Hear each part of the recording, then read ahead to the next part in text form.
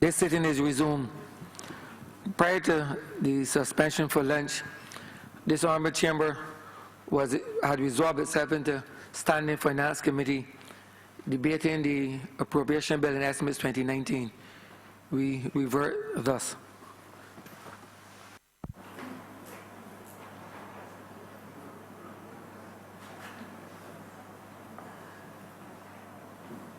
What's she working hard on?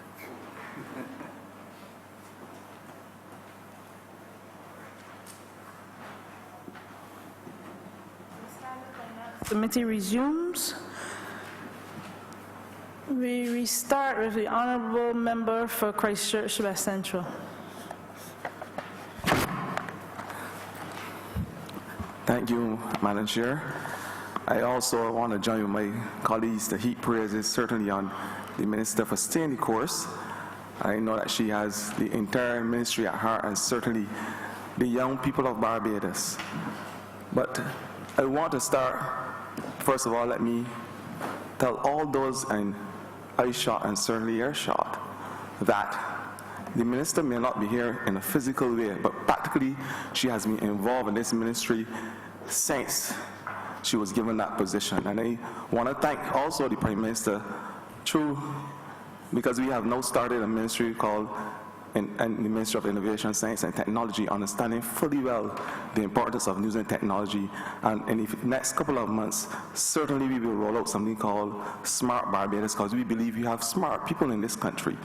And I want to ask a question from two smart young ladies in my constituency, two nursing students, who have asked me through you, Madam Chair, to ask the Minister and her team, certainly, what is happening with nursing students as it relates to the exam, because it is not a secret that 60% of our students in Barbados fail the exam at the regional level.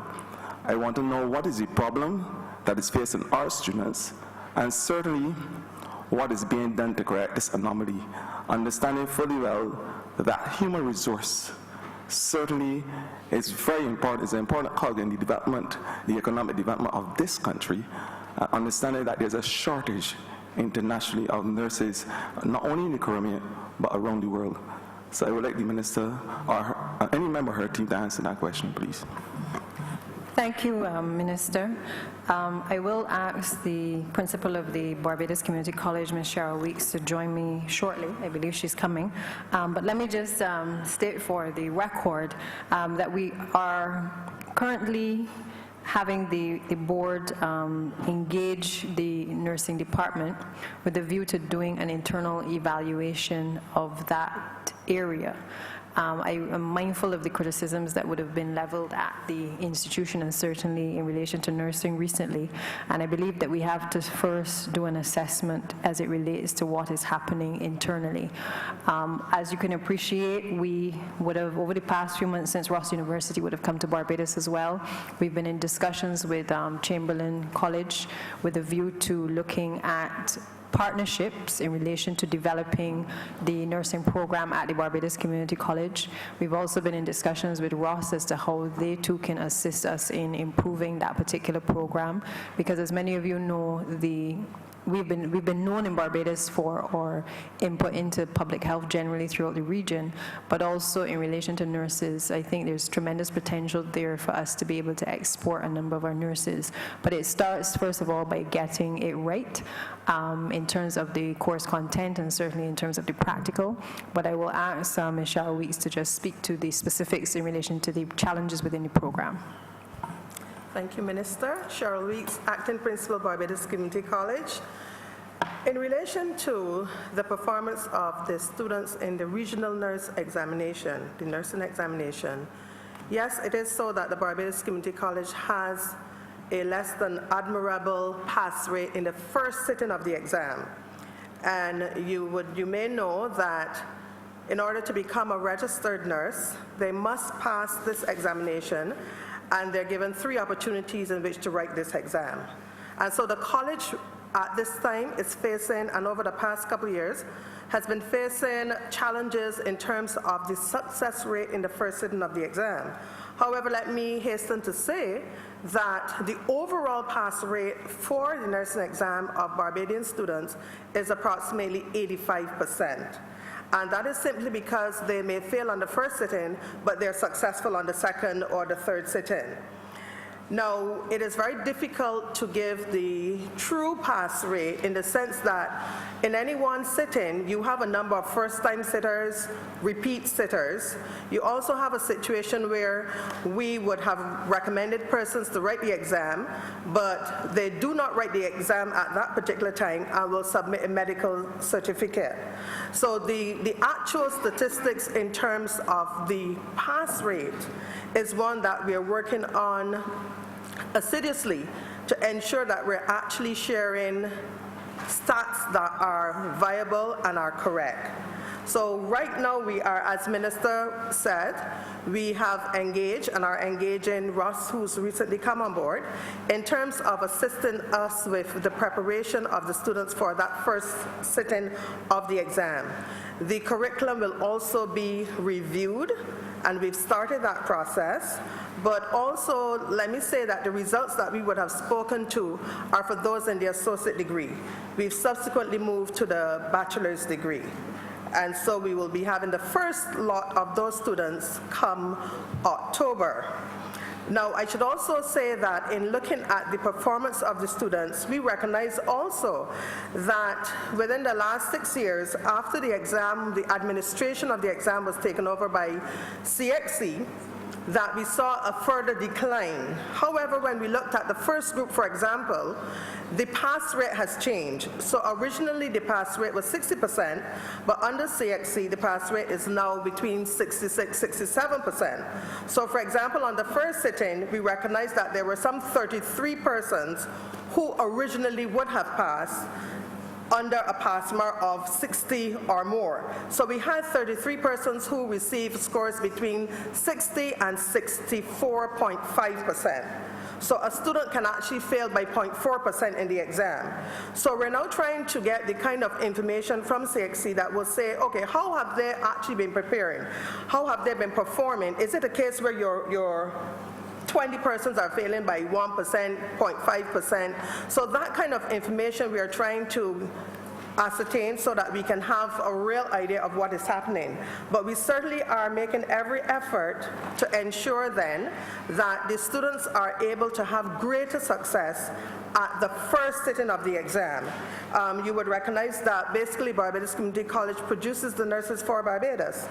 And a look at the list of registered nurses, as we were going through the list, we recognize that the bulk of them are graduates of the Barbados Community College.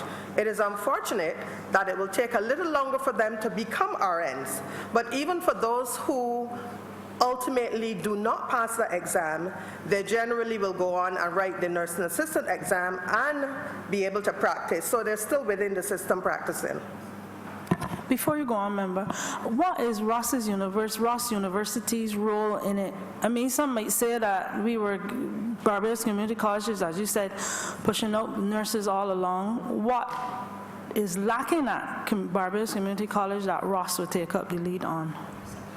Okay, we're unable to, I'm unable to answer that question in the way in which it's asked. We've just started discussions with Ross, and they are part of the group that has the University of Chamberlain School of Nursing, which is one of the top schools of nursing in the USA and perhaps beyond the USA. And so we will be having discussions with them, because when we had our initial meeting, they themselves would have had challenges before in terms of their students taking the NCLEX examination, which is the US-based exam. And so they've put a program in place in order to ensure that their students are able to be successful. We don't call it teaching to the test, but basically ensuring that they know the kind of examinations that they'll be exposed to, so that when they go to that first sitting, it would not be a shock to them, but they would be comfortable. Understood. Hi, thank you, Ms. Weiss. Following up on that, the oddity seems to be, and what has these two nurse students shivering, is the fact that, I don't know if it is true or rumor, you can put some truth to it, obviously, if I'm wrong, but what seems to be the issue is that persons in the Caribbean seem to be doing very well at these exams and passing them, and our Barbadian students, for some reason, are unfortunately not passing or not doing good in these exams, and that seems to be the little oddity here, and I don't know if you can speak to that. Well, the research shows that there are some countries that have definitely been doing better than Barbados. Others have not been doing as well as, and it varies from year to year. One of the things you would recognize is that when we look at statistics, statistically, if a country submits 10 persons for the exam and 8 pass, they have a pass rate of 80%, as opposed to BCC submitting 80 students and 20 passing.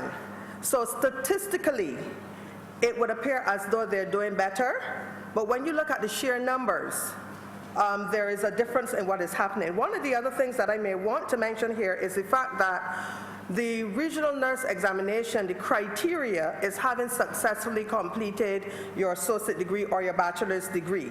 And once you've met that criteria, you're eligible to write the exam. Within the context of BCC, once you've met the criteria, we automatically will submit you to write the exam. However, there are some countries where they will not submit your name unless they feel you're going to be successful in the exam. So there are a number of variables at play here, and whereas we are exploring what is happening, we are seeking to ensure that our first-time rate is greatly improved. Because in as much as we say that ultimately they pass, you want to know that when they're finished, they're ready for work and can actually practice as registered nurses. I don't want to labor the point, but certainly these young constituents of mine that have asked me to be their mouthpiece and to open my vocal cords on their behalf. But is it also true that persons outside of Barbados have access to past papers where, unfortunately, our Barbadian students don't? Well, Minister, it would be quite not in place for me to speak to the fact as to whether other territories do have past papers. What I can say, however, is that CXC will be making available a test bank, which our students will then have access to. Thank you. Honourable Member for St. Michael South. Thank you very much, Madam Chair. And like everybody else in this honorable place, it is very, very good to see the Minister here, of course. The question that I have relates somewhat to the poverty study that was done, I think by the IDB, maybe a couple years ago, 2-3 years ago. And of course, most of us are in here because we've been able, through education, to rise above our circumstances. Unfortunately, the reverse is also true. For those who didn't do well at school, then they too might find themselves in a reverse situation, being that they then find themselves staying in poverty or finding themselves going into poverty.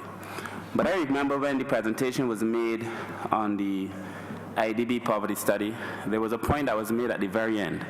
And I'm sure the Chief Education Officer must be aware of the study because the statistics came from education. But it suggested that at primary school, when you do the 11+ examination, students might be separated by 2 percentage points, 4 or 5 percentage points, so that they're about even.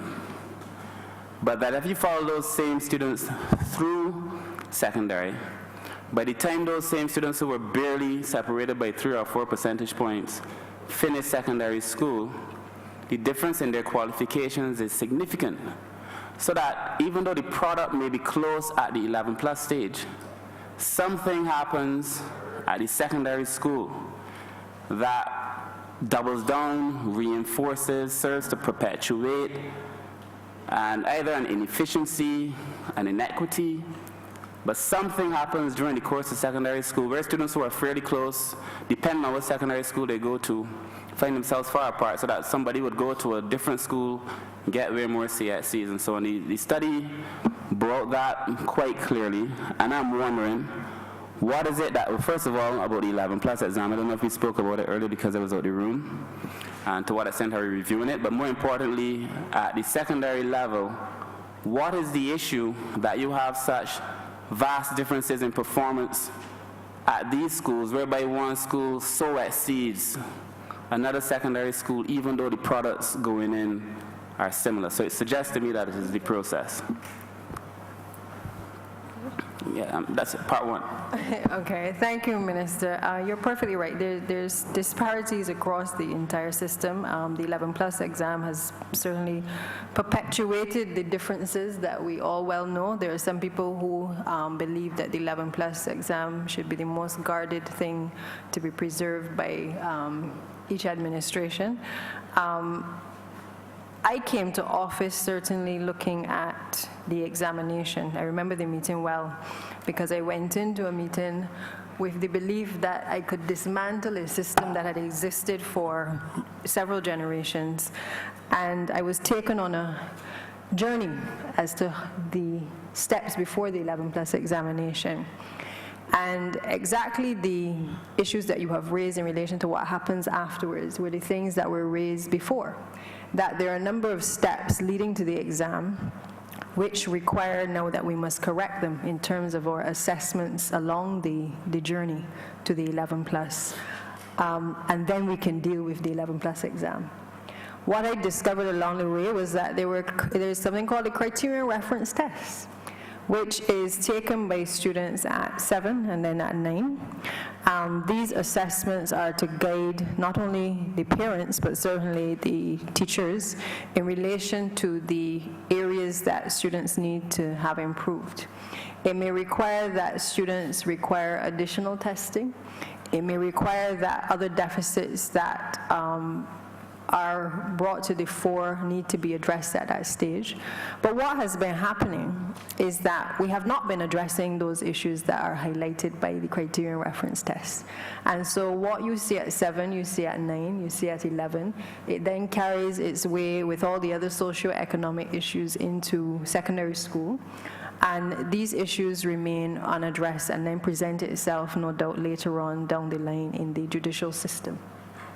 What it therefore says to me is that while we speak to the exam, and there will be some reform in relation to that, but while we speak to that, I believe that we have to know, not just have a system of assessment, but we have to know, strengthen the system of assessment.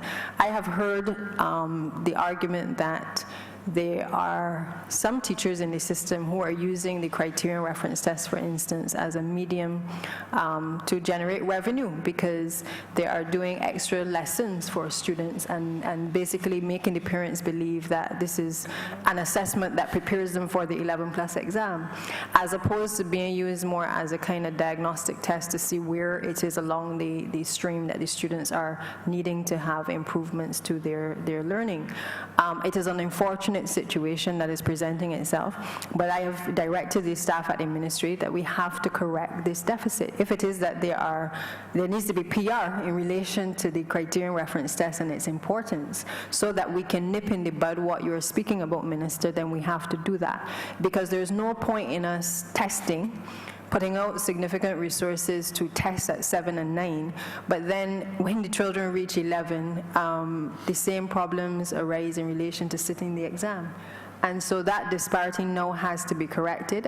If we are to keep an exam in some form or fashion at the age of 11, you need to make sure that you have identified the problems along the way to be able to address the deficits that we are seeing in the system.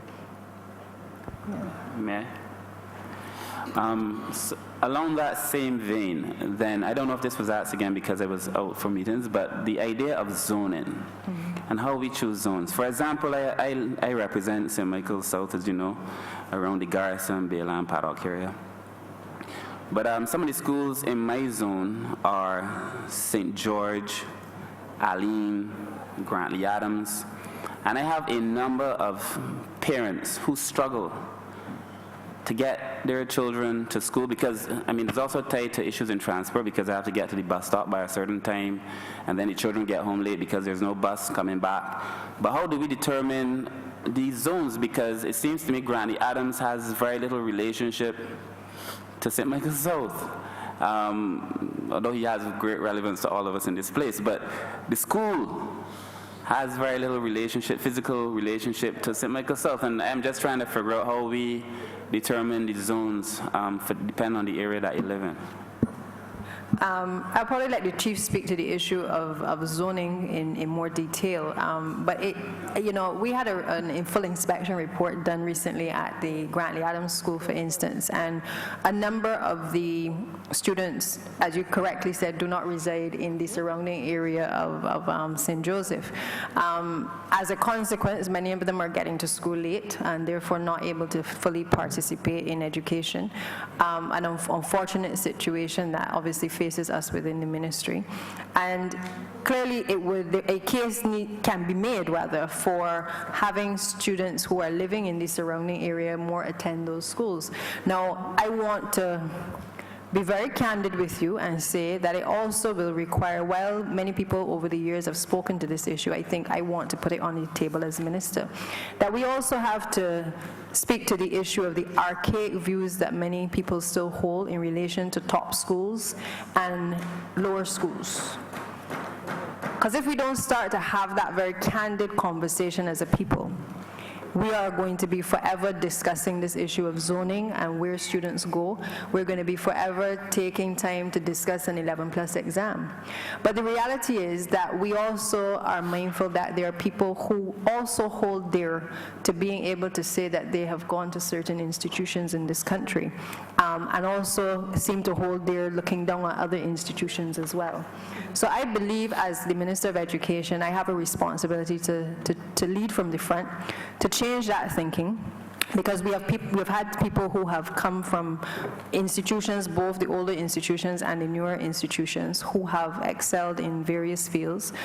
We have people now, particularly now that TVET is under my ministry certainly, that we have to recognize persons who are doing technical vocational training as well. We also have a responsibility to encourage people who have attended institutions who may not be performing as well as they should be to adopt their old schools, their alma mater, adopt their schools, get involved in the activities to be able to uplift and to motivate as well the young people in these institutions. But as it relates to the attitude that must be changed, I believe it starts with everybody, not only in this room but outside, taking a deep, hard look at the system that we have and asking ourselves whether it has been working in its present form.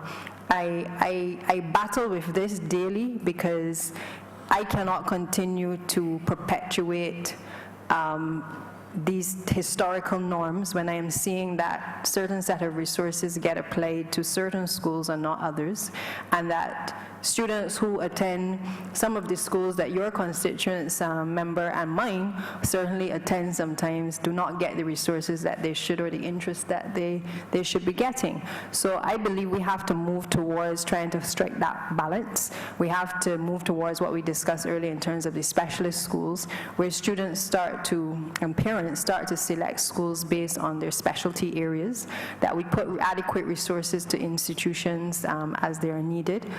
But we have to now not push our children to pass an exam and make them feel as though this determines their worth in life and determines who they are in life either. And so I believe it starts with all of us in this room. I've certainly been preaching it in the Ministry of Education to my officers, and Mr. Price, who has joined me from exams, knows that I have been at every meeting speaking to this issue of the common entrance and how do we improve it, how do we tweak it, how do we get rid of it, but also how do we improve the testing and certainly put things in place before 11 to ensure that we're able to identify the problems that students are facing, and not just recognize that problems are happening but we haven't been able to correct those deficits. So I hope that I've been able to answer your question in relation to the issue, but I will ask Mr. Price before I move on. Go ahead. In relation to zoning, yeah. Okay. Blaine Price, Senior Education Officer, Ministry of Education. Zoning was a bridge between being assigned to the secondary school closest to you or the alternative where we have free access, right? So therefore, Barbados is divided into 3 sections. Now, by the nature of those two lines, the secondary schools that were built before my time and probably some of your time automatically fell in those zones. As Minister Humphrey said, there are a number of children in this area that end up going to Allen School. That is true.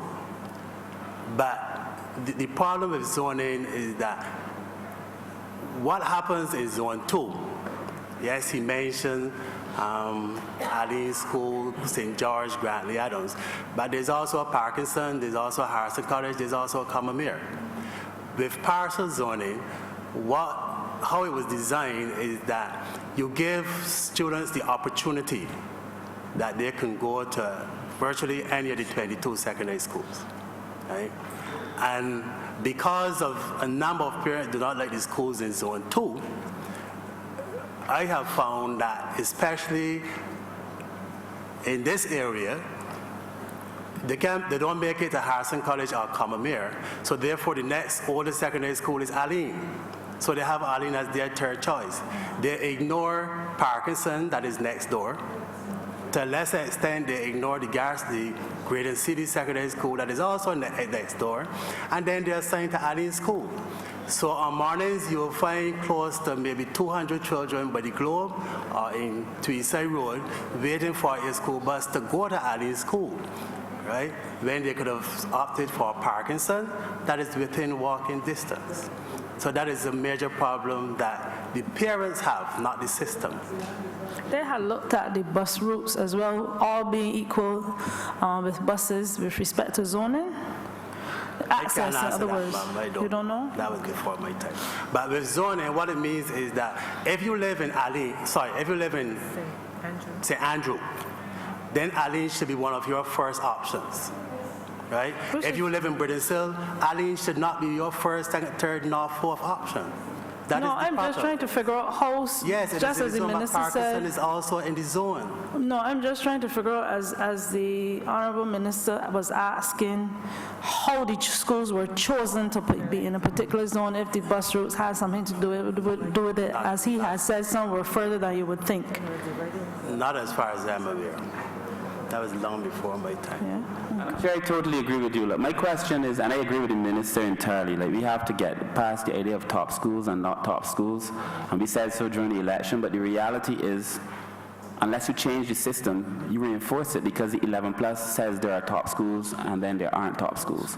Because it does. Because even when we were trying, and all of us tried to get transfers for some of our students, we were told their marks are not enough to go to this school, you need more marks to go to that school. That's the system. And it's not a criticism of the system. Give me a second, brother. But it is the system. But my point is, and you said they should never choose Allen School, but Allen is in the zone. Allen is a choice. So if you're saying they should never choose Allen, Allen should never be a choice. So the way it is, in my constituency, I have many children who go to Grantley Adams, many. And I'm just trying to figure out what is the rationale for Grantley Adams as opposed to some other school. Because many of my students go to Grantley. All of them can't go to Parkinson, and it's not about a top school or not top school. This question has no relationship to the quality of the school, just the distance from where the children live, and the time it takes them to get to school, and then the time it takes for them to get home, and the challenges therein. And as a result of getting to school late, many of my children find themselves being put in all kinds of detentions. They're being penalized because they get to school late. Unfortunately, some find themselves penalized by the parents because they get home late. I'm just trying to figure out what is the rationale, as the chairman reinforced, for determining what schools go into what zone and what kind of science went into the selection methodology. That's it.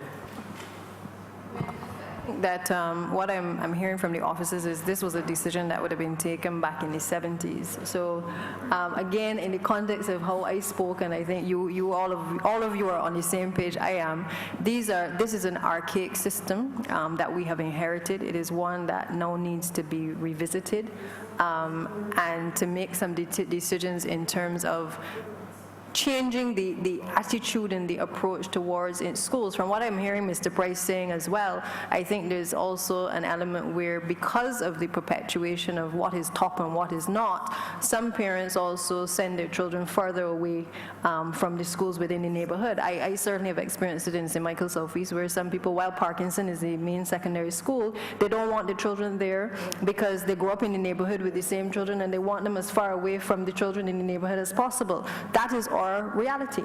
But what we have to now focus on, which is why I like the direction that our Prime Minister has gone in and has certainly directed me in the ministry to go in, is looking at improving the school plant, the instruction in the plant, ensuring that schools are specialists in specific areas, so that the change of thinking that must come is that you are sending your child to an institution where they will excel, because the subjects that are being taught there are areas where they are more inclined to do well, as opposed to I'm sending them there because I don't want them with the rest of the children. We therefore have to improve the quality of our teaching.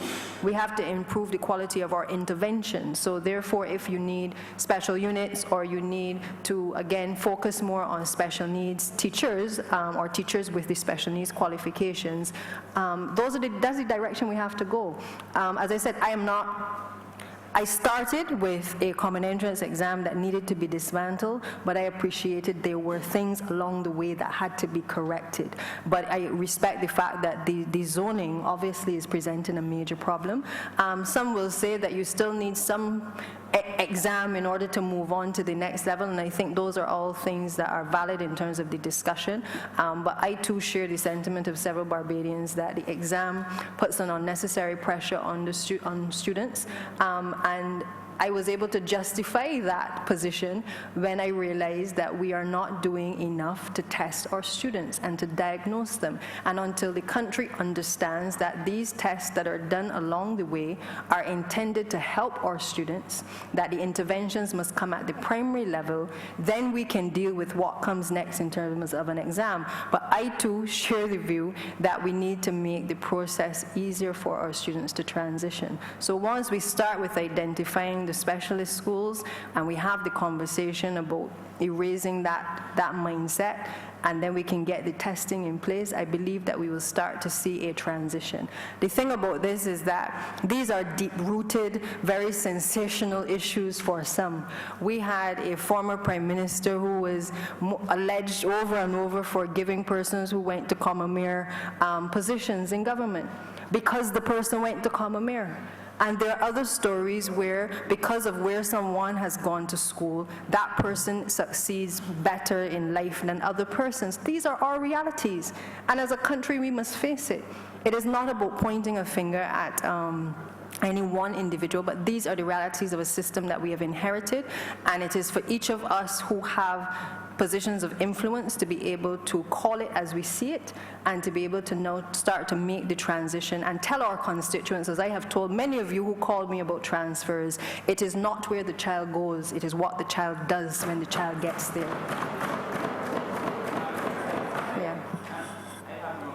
Just leave this matter in the minister's most competent hands. Thank you, Minister.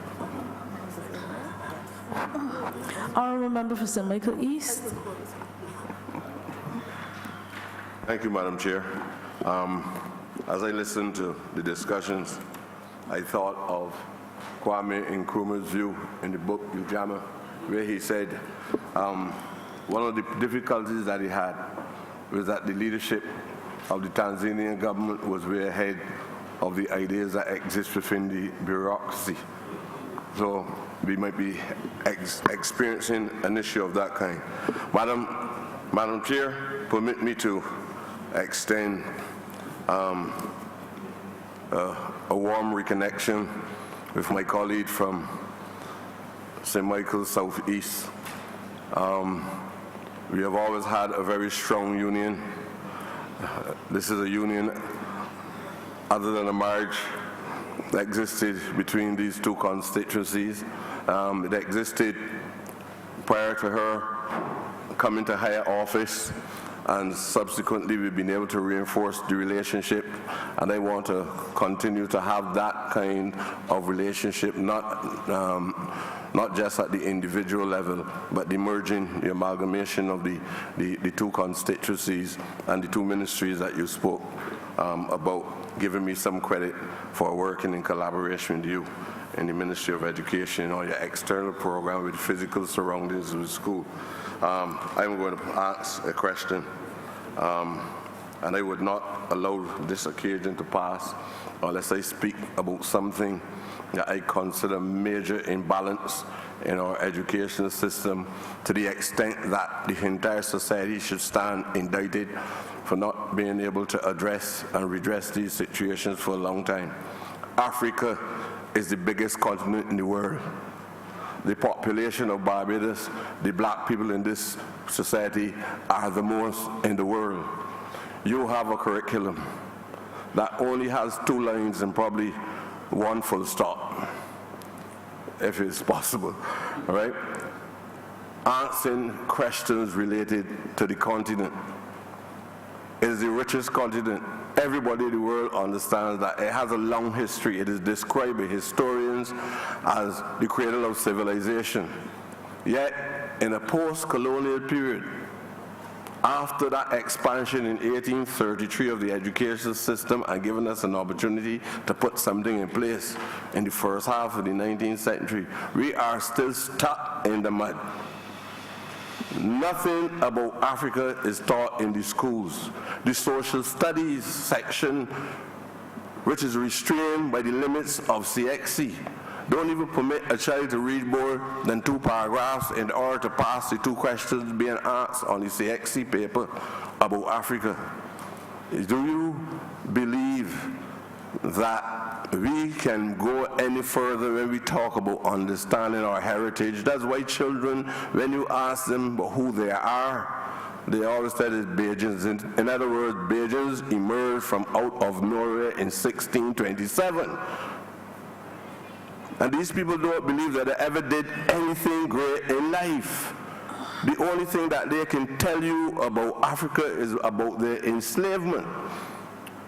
It is time in a post-colonial period with modern thinkers who are talking about restructuring an education system that the Ministry of Education put that as the leading, that's the priority of priorities that need to be addressed in the education system at this juncture. And we keep debating it, and I have seen writings from all down in the 1960s where a speaker in the House Assembly wrote a few lines about this thing, and up to now, we're just saying we're going to put it on the agenda soon.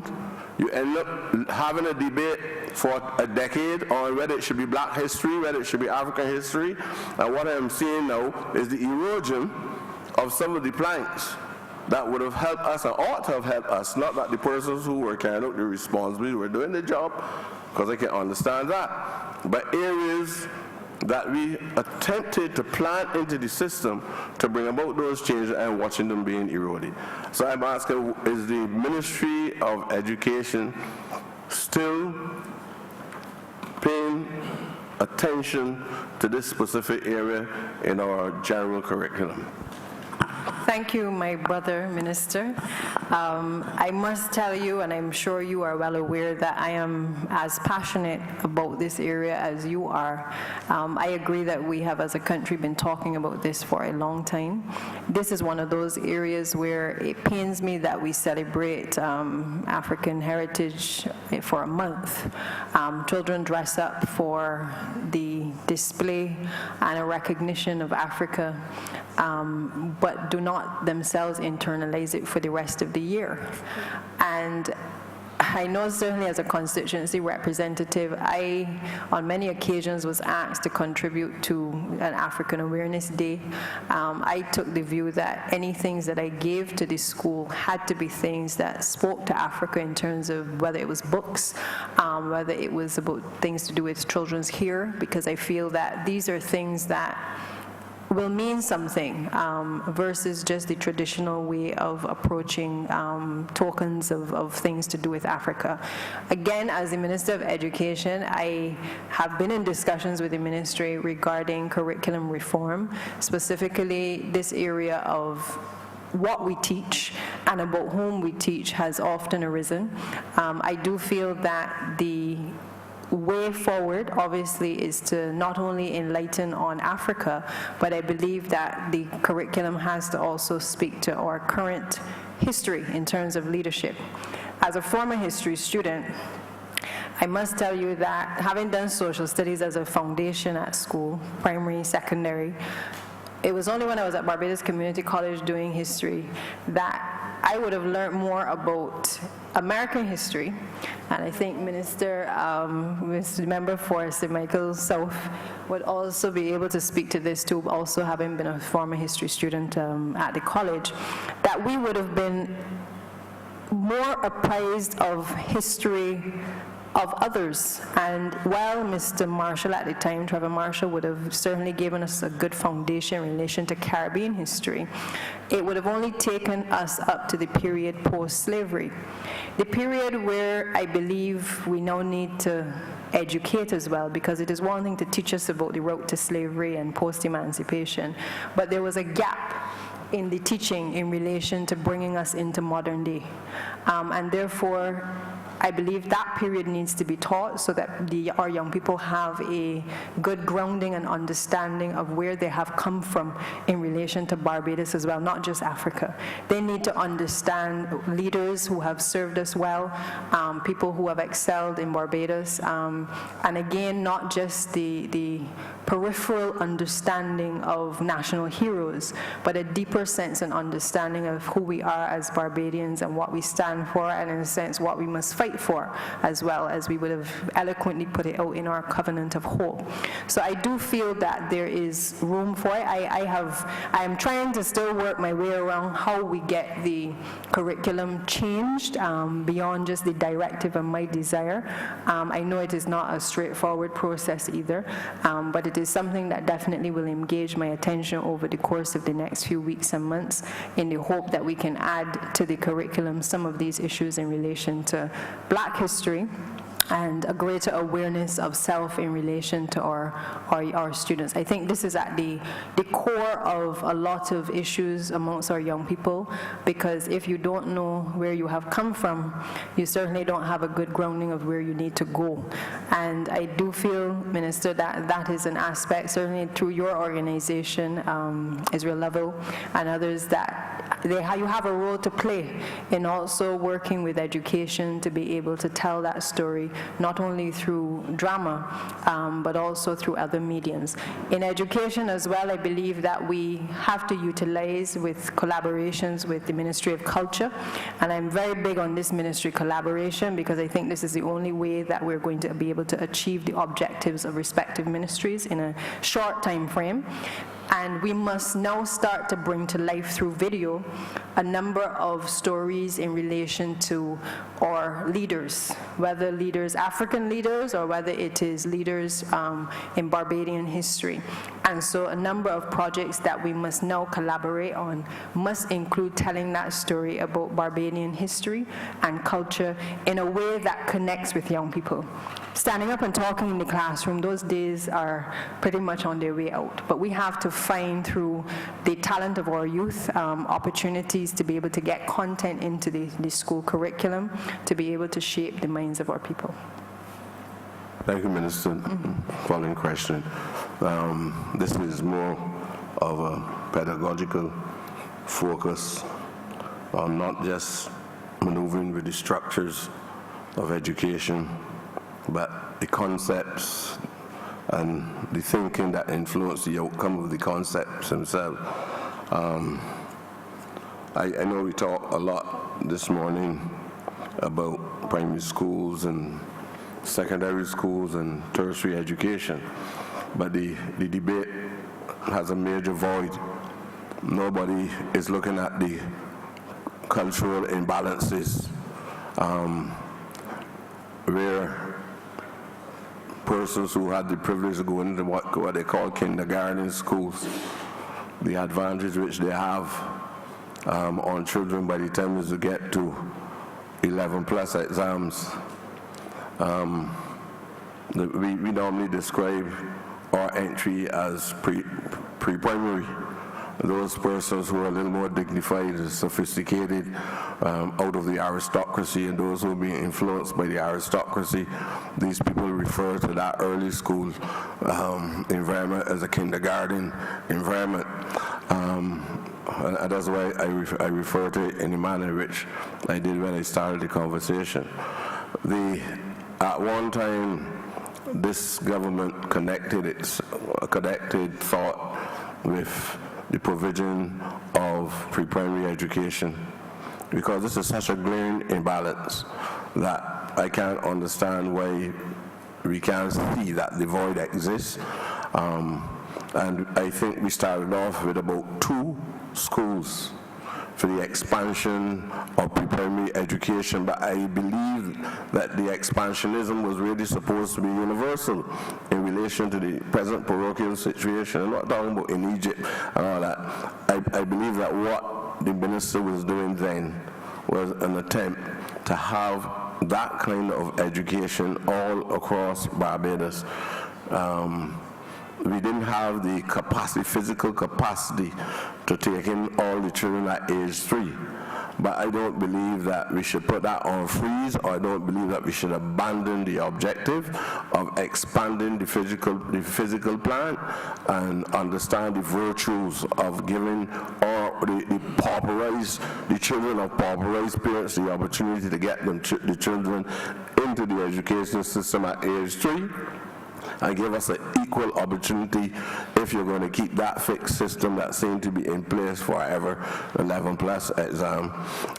If you're going to keep that, allow everybody to have at least 8 to 9 years of education before they face the tape together, right? Or not, you're going to be debating who going to Parkinson, who go to Alma Paris, who go to Harrison College. Even in these chambers, people that are not so bright hit their chest and say, I went to Harrison College and Caramera.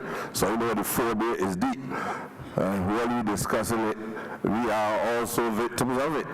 And I would like us to be able to engage in serious dialogue so we can iron out these wrinkles in our thoughts and at least bring some level of purity to the discussion on the development of education at this point in history. I will let Ms. Bess, the Chief Education Officer, respond to you, Minister. Karen Bess, Chief Education Officer. In response to your question, at this juncture, Barbados has been able to provide the early childhood education for, I think it is about 95 or 96% of our children in that age cohort of 3. We have been able, through the Maria Holder Trust, we have just completed 2 schools, the Gall Hill, Maria Holder Gall Hill, Maria Holder Oldbury, Maria Holder Government Hill. That is about, the construction should start in the next 2 weeks. We have Maria Holder Deacons, we have Maria Holder Sears Court, we have Maria Holder Holders Hill. And I think I left out one. Right, those are the ones to be built. We have, oh yes, I forgot Maria Holder Sharon. So we have not, and we will not drop the ball as far as the early childhood education, because as you said, and our research has shown, that those students who have excelled, they all went to a nursery school. And we are also mindful that there are private nursery schools that the persons who can afford can send their children. But we are looking out for the ones who don't have the wherewithal. In addition to that, some of our primary schools have nursery sections. So it is, and quite recently, Barbados, we attended a workshop seminar, which spoke about early childhood, and in the region, we are leading. The Bahamas now, they're asking to come to Barbados to look and see what we're doing and how we're doing. The Minister of Education came, and now they're asking for a tour where the other technocrats will visit to see what we are doing. So, and I'll tell you, under my minister, that is not going to happen. Final question, ma'am. I think that one of the recommendations that I would like to put on the table is centralizing sixth forms in the community college.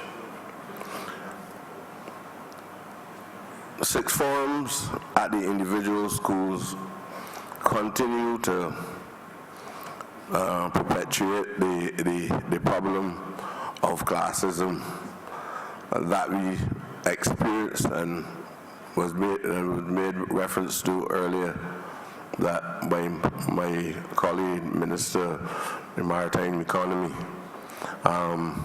when he putting it from the perspective of being in close proximity to communities and close proximity to specific schools, how people behave in wanting their children. Basically, it isn't about location, it's about which school you feel is the most prestigious. And that is the open reality of it. If we abandon this sixth form education, bring everybody into the community college or tertiary educational program, whether you went to A school, B school, or so, if you want to get a sixth form education, everybody will come out from one institution in the long run. I personally believe that centralizing sixth forms in the community college, as long as you can develop the capacity for all of those students, I believe that is the best thing to do for us to at least resolve the problem with class divisions in the system itself. I strongly believe that. I would love to hear the opinion of the Ministry of Education. Yeah, Minister, I think that you hit the nail on the head at the end by speaking to the issue of the school plans, because Barbados Community College currently doesn't have the capacity to be able to integrate all of the sixth form schools into the institution.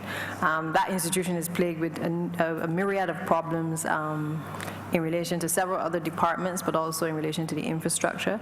I'm not saying that it is something that perhaps cannot happen at some point in the future, but I'm just stating for the record that currently that is one of the major challenges that we have. And as you would appreciate, a number of the schools have obviously set about on their program of the 6th year. I must tell you that we've even been looking at extending the year in certain schools so that students who may not have performed well or who believe that they need an additional year, that there's the flexibility now within the system to be able to allow persons to remain at school if they so require. But in terms of the integration, in the current climate, it will be challenging to bring them into Barbados Community College. And I do believe when we are able to fully flesh out the proposal on the table for the amalgamation of the various tertiary institutions, maybe that is something that we will be able to put on the front burner yet again. But the main thing is being able to have the funds to be able to do that. But I take your point in terms of again, we have to dismantle some of these things that our country has held dear, and highlight the fact that these things are certainly a negative and by no means a positive, and that these are at certainly the root cause of a lot of the difficulties that are presenting themselves when people are making decisions in relation to where to send their children to school and where to further their education as well. Just to ask a question, I am hearing the Honorable Member for St. Michael East, but have you seen, since the advent of the many sixth forms that we have you seen a movement away from the classic prestigious schools, as we call them? In other words, I've seen some students from the more prestigious, the older secondary schools, actually moving into the sixth forms of the schools where what people may have looked on. Springer Memorial, I mean, I'm not a criticism of Springer, but have you seen the sixth forms because there are more sixth forms around, have you seen the movement away from the more prestigious schools and a more mixing? Yes, Madam Chair, I think the movement is definitely there. You're perfectly correct. What people are being drawn to are the programs, and again, that is why the case has been made by this administration to develop specialty areas for certain institutions so that they are known for specific things, and have that be the driving force in relation to movement of students as opposed to, which institution, if it's an older or a newer institution. And again, I think that is the messaging that has to continue to come from the Ministry of Education, that you choose the school if it's at sixth form in relation, or even at 11+, you choose it in relation to the specialty area and the proximity to your home. But we have to focus on developing the schools within our communities. Honourable member for St. George North. Thank you, Madam Chair, who recognized me. First of all, I would like to compliment the minister, hard-working minister. I would like to compliment you. I believe that you have done yourself and the country a great job so far. I was extremely proud, really proud, because I was in this parliament for a long time, and I felt very much betrayed when the last minister of the Democratic Labour Party brought a bill in here to abandon adult university education, where the economic cost was paid. And I was extremely proud when one of the very first acts you did was to ensure that Barbadians were able to get back that education. Because education has helped all of us. We are here as parliamentarians because of education. And I must say to you, I'm not one of the persons who will say that everything is wrong in education. I don't believe so. I believe that there's a need to do much more. You have a good educational system that needs to be modernized. Earlston Teachers College, I went there in 1948, a college that started, but there's a need to modernize. I heard on the radio today when I was coming here, my colleague from St. James North speaking about curriculum development. Curriculum development can only come about if you have a proper teachers training college to help push that aspect. I heard today about the common entrance examination, which I have been speaking about years and years ago. I felt, and I sympathize with the member for St. Michael's South. I have always felt that the common entrance is being done in reverse, and I want to repeat it.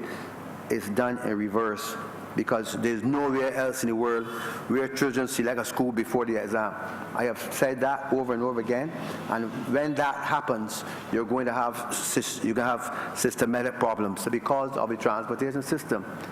Children are allowed to select a school and then do the exam. Should have been the other way around.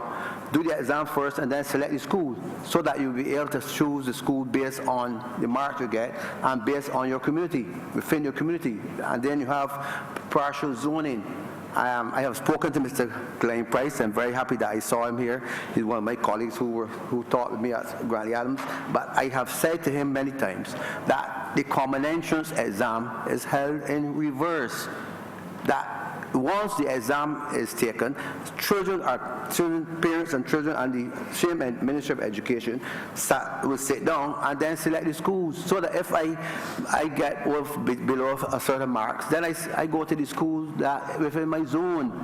And what is wrong with that? And that's what is causing the pressure to be put on the Ministry of Transport and Works, because they have to know ferry children all over the place, and that's causing tremendous concern. It's causing tremendous problems to the society itself, and the Ministry of Education has itself to be blamed because of this aspect. That you have children getting school at 10 o'clock, coming home at 7 and 6 because they go from St. Lucie to St. George to Christchurch, all over the place, and the Ministry of Education needs to sit down. The education system has helped us rest, but in this day and age, we need to amend our ways and look at the system. And Mr. Price did admit that a lot of parents come in after the exam and ask for transfer. Have you ever asked yourself the question, why are we asking for transfers? We ask for transfers because the child either get more marks or less marks than the case may be. So therefore, you need to sit down at this point in time. And I have confidence in you, Madam Minister, because I know where you're from. I know that you are a strong woman of character, and I know that you will make the changes necessary, because I said last time to the minister, former minister, that he has sat for 10 years and did very little changes. This whole question of sixth form school, I heard it mentioned just now, is a waste of time. I believe that the technical vocational training, TVET council there should be more technical education in the system. You need to have more skills being taught rather than teaching things like history and maybe the classical subjects. I think technical education is important, and we need to push technical education. More money is being put here for the TVET council. I want to hear what that council is doing, Minister. But I believe, my question to you is, we need fundamental changes at this point in time to stop parents from coming to the Ministry of Education every year, I want a transfer. If you have the system where you do the exams and then ask parents to come in and sit down with me, show me that my son or daughter has gotten this mark, then I select the school based within my community. You're putting too much strain on the system. That's my question. What is the question, honorable member? That's my question on what are you doing within education to revamp the system, the common entrance, and of course I want to hear what is happening in the TVET Council to push technical education across the country rather than having the sixth form schools as the premier thing. The premier sixth form schools all over the country. Thank you. Thank you, Madam Chair, and thank you for the Minister for clarifying for the benefit of us all, because I know I was hearing a lot of comments in relation to common entrance, but I wasn't quite sure what the actual specific question was. I would have spoken earlier to the issue of the reform of the examination. Again, I believe we have inherited something that we continue to pursue and we have not recognized that others who have introduced it to us have moved away from that type of examination at the age of 11, and that is some food for thought for many of us who hold dear to 11 plus. I give you the assurance, I have been away but still very present. It is my intention that hopefully between now and the next year, next common entrance, that we will be able to have a position in relation to the way forward on this exam. I don't think that it will take us 4 or 5 years or more to be able to make a decision as to what to do, but I hope that I've been able to contextualize my vision certainly in relation to what I consider to be the deficiencies in the system before the age of 11 that have to be corrected, and the engagement that needs to take place with our parents certainly in society in relation to this issue of top schools and lower schools and changing that attitude. As a consequence, obviously, we have to focus more on the skills area, and you've mentioned the technical vocational side, which thankfully falls under my ministry now, and therefore we have the ability to shape and to be able to integrate that into the school curriculum. I, for one, believe that we have to teach skills at a younger age, or at least introduce our young people from primary into the area of skills. I remember, I think it was at primary school, making key rings out of mahogany and painting them with, acrylics and stuff like that. And it would have started there to pique an interest in terms of the creative. The thing about it is that we have to now not just introduce our young people to things that are superficial or that may not be entrepreneurial just for the sake of doing it, but we actually have to take them on a journey to show them how things that they make are able to help them to make a living. And I think that is a disconnect that we are seeing in a lot of what we are being taught in school. You are making something, you're blowing a recorder, but how does that connect you to being able to make a living from learning a lot of these skills? And I agree with you that the focus now for Urdiston training has to be one of equipping our teachers with the skills to be able to be more practical in the classroom. all of this, I must tell you, I came across in our discussions with Erdiston, I think 25% of the course is practical, and the rest of the course, the other 75%, is more academic. I believe that as a teacher, your skills must be more focused in your competence in terms of the classroom. And I have asked Erdiston to look at either leveling the balance or tipping the balance where the teacher training component, particularly the practical, is more heavily weighed in equipping our teachers to be able to introduce the practical side within the classroom so that they can teach programs on the practical side as opposed to just being too academic. The other thing is that we have to encourage our teachers to take from print the knowledge and be able to introduce it in a way to our students that is interesting and exciting. And that is, again, a conversation that we constantly have to have, because if we do not set the tone for the type of student that we want in 3, 4, 5 years, then they're going to continue to do the same curriculum, the same subjects at the training stage, which then in turn impacts on the school environment. So it is important that we get it right in terms of what people are taught and in terms of what the output is going to be in these institutions. As it relates to the issue of the training, I have Mr. Henderson Eastman here with me from the TVET Council, who can speak to you more directly in terms of what TVET specifically is doing under the Ministry of Education. Okay, the question is what TVET is doing. We are trying to expand competency-based education and training. Pardon? We are trying to. We are working towards that. We had, through the competency-based fund and the Skills for the Future, tremendous expansion in the CVQ and NVQ at levels 1 and 2. And that is through the training institutions, both public and private, as well as in the schools. We have the system where now, however, where schools are pushing out students with level 1 and level 2. And our major training institutions, like the Institute of Technology and the Barbados Vocational Training Board, are, for the most part, except for a few areas, still at level 2.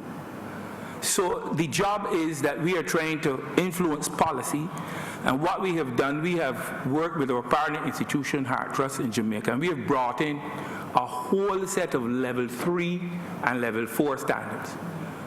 If I can explain what the levels are, the level 1 is an entry-level worker who works with a lot of supervision. The level 2, minimum supervision. Level 3 is your technician, and level 4 and even 5 will be your professional. The universities in Barbados, the KVL campus has embraced the CVQ, and I think within the next few days we're going to sign memorandum of understanding with those. The University of Southern Caribbean, the American University of Barbados, and I think some other medical universities working with us to establish CVQs in their continuing professional courses. The architects have also approached us to develop standards. We work with other private training institutions like BC and those, a whole range of private institutions through the Employment Training Fund that was being asked for. We are pushing the World Skills. We go to the World Skills, and whenever it can be held, the World Skills Americas, because that sets world standards. And we borrow those standards and we're infusing them into the curriculum of the training institutions. We have been developing a monitoring system. There are 10 sectors in Barbados, and we are hoping come later this year to report on the first 3 sectors so that decisions can be made with data. This monitoring system will monitor 3 sectors, 3, and 4. Cover the 10 sectors. We don't have the capacity to do all in 1 year. And so that people will have data on which to see where the deficiencies in the systems. We look at things like dropout rates and what causing the dropouts. We're looking at equipment and standards and how the course is delivered, and we are looking also at the employee data. Where are the students going once they complete? So as far as technical education is concerned, our major challenge in this country is to complete the education pyramid on the technical side. We have a well-developed academic system, but you can't get a degree-level program in most technical courses.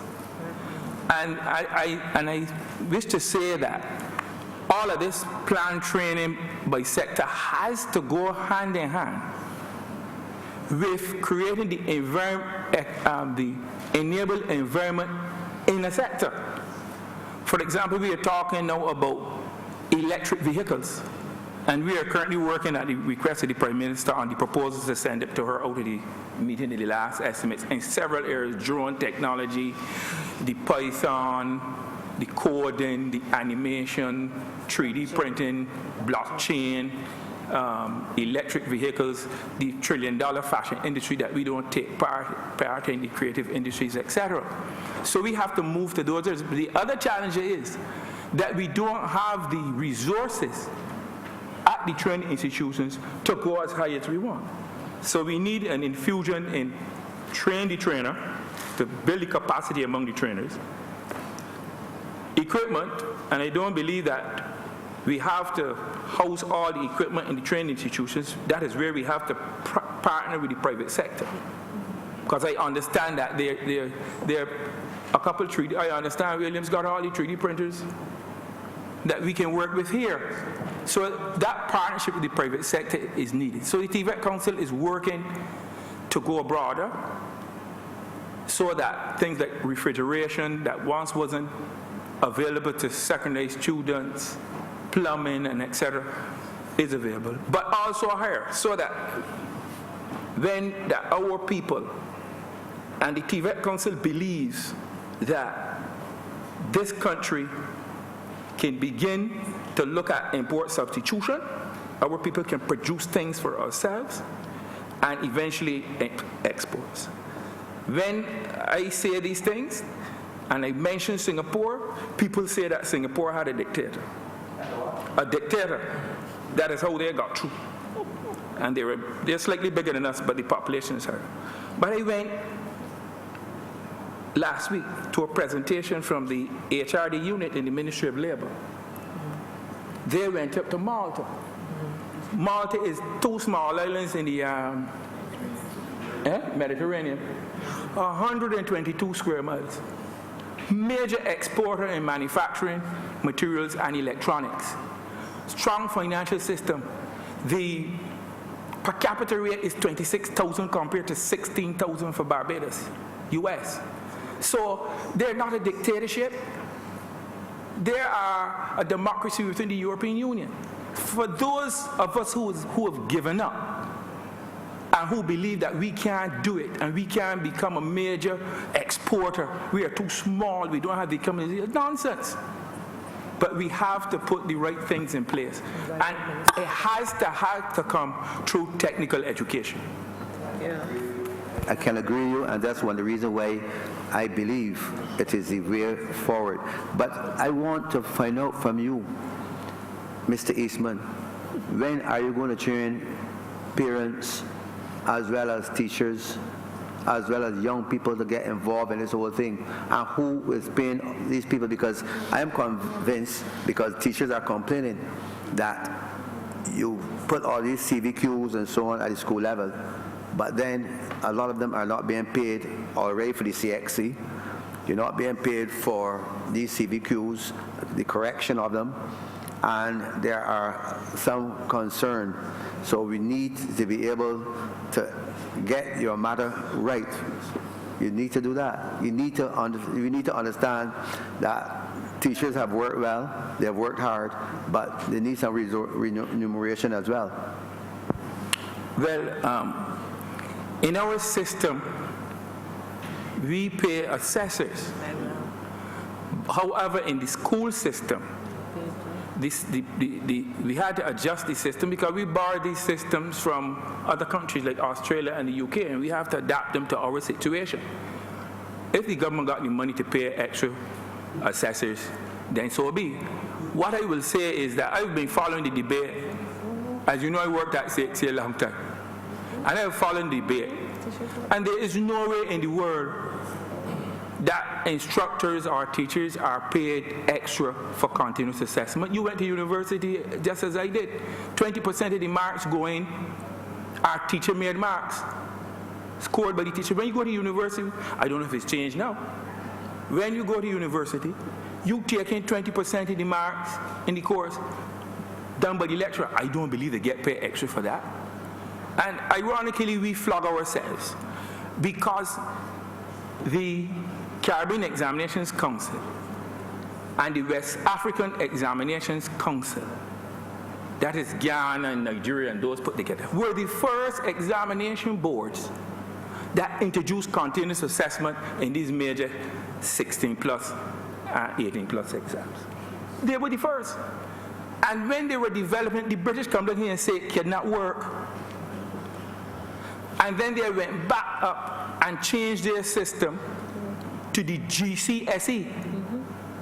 They still export the old ones to the territories, to the former territories. They still sell them for a lot of money, the ones before the country. But every child that writes a GCSE in the UK has to do continuous assessment. Ask them if they pay the teachers separate. They don't pay the teachers separate. Mr. because I know Mr. Eastman will talk all evening. Yes. My final question to you, since you, and that's one of the reasons why I wanted to hear from you. Yes. Since you have drawn out me, and you have talked about continuous assessment, why did you then inform and notify the ministry that that can be used in the common entrance, the same assessment?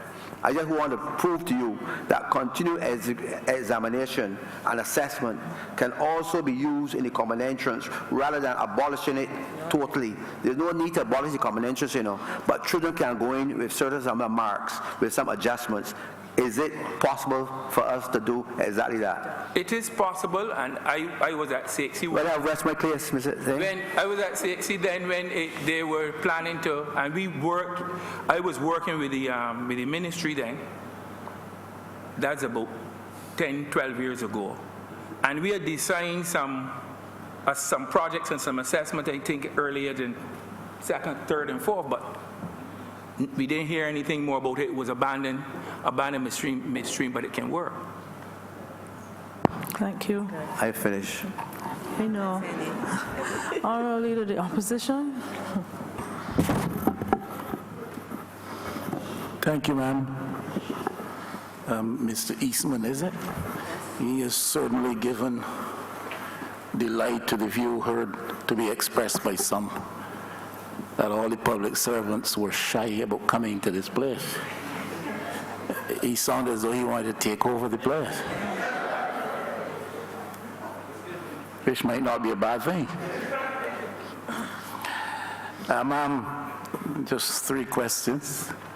They all relate to menu. I'm aware of your ruling. Pick up on something I said earlier, and the Honourable Minister has spoken a couple of times with reference to it, and also specifically to Erdison Training College in that context. And the Honourable Minister Michael East had some questions relative to this as well. I still hold very strongly to the view, which is shared by the Minister, that we have to produce out of our institutions the kind of skills and giftings and talents in keeping with our developmental goals and aspirations and our population profile. I knew there was some talk in relation to Erdison about developing bachelor's programs in special needs education, early childhood care and development. I just want to know the status of that, if that in effect has already started, and how it is going. The second one has to do with renewable energy. I think if we're espousing a vision of moving in short order to a platform of renewable energy, green energy in Barbados, moving away from dependence on fossil fuels to the extent that we do, then we are embracing a very significant paradigm shift, which would suggest that tomorrow we will not be consumers of energy, but we will be producers of energy. And I'm wondering if that movement is likely to provide the occasion for the curriculum of our schools or educational institutions at some level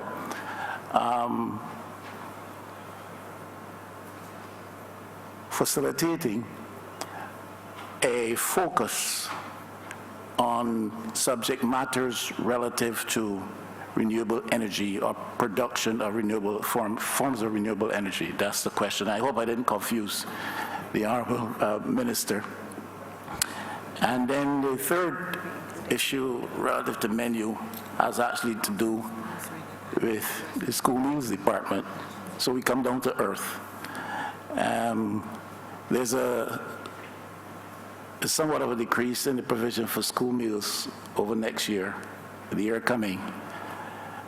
And there have been some concerns expressed, certainly in the communities that I traverse. And that includes some communities which the Honorable Minister does not think that I do traverse.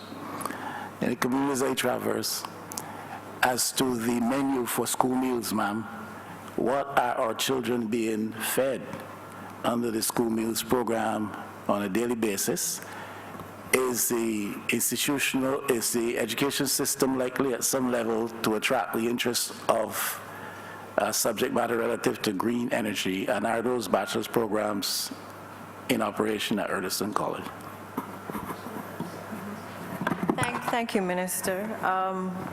Let me just start, first of all, by assuring you that while we may not be specifically at this point speaking to or addressing in the curriculum issues on renewable energy, one of the things that I did in relation to areas of national significance was to include the MSc in renewable technology as one of those areas for students to be able to pursue at Mona and St. Augustine. Again, a recognition that this sector is a developing sector. It was in recognition of the emphasis that the leadership of the Barbados Labour Party had in this area as well.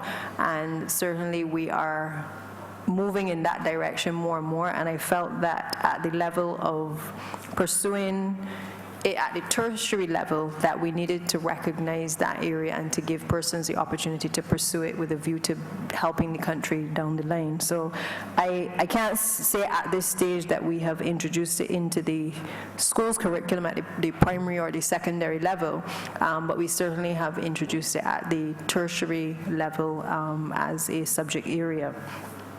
In relation to your question on the issue of training, I believe, of the master's program in special needs, I believe it was, and the other one, special needs and early childhood education, I'm not aware presently that those two areas have been offered.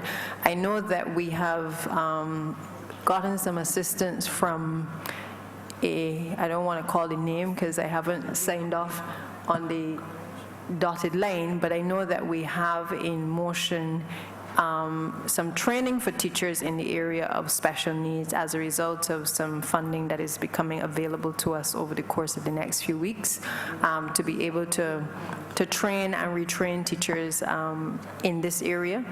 But at this particular point, those programs are not being offered. I think I would have made the point to you earlier that rather than special needs becoming the exception, special needs now has to be seen by Earlston Training College as the norm. There are too many children on the spectrum that teachers will encounter going into the classroom. And whereas years ago we used to say that the child might have been hard ears, the child ain't listening, the child is fidgeting, I think we have all come with education certainly to recognize that there are reasons to explain children's behavior.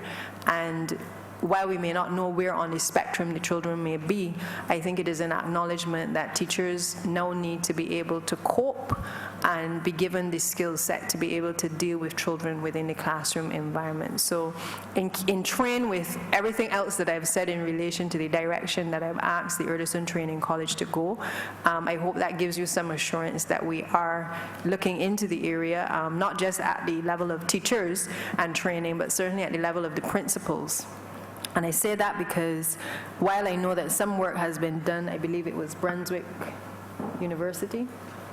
Brunswick had done some training, I believe, with the teachers, Mount St. Vincent, sorry. I believe that we need to see the ongoing continuing education as now, again, the norm and not the exception.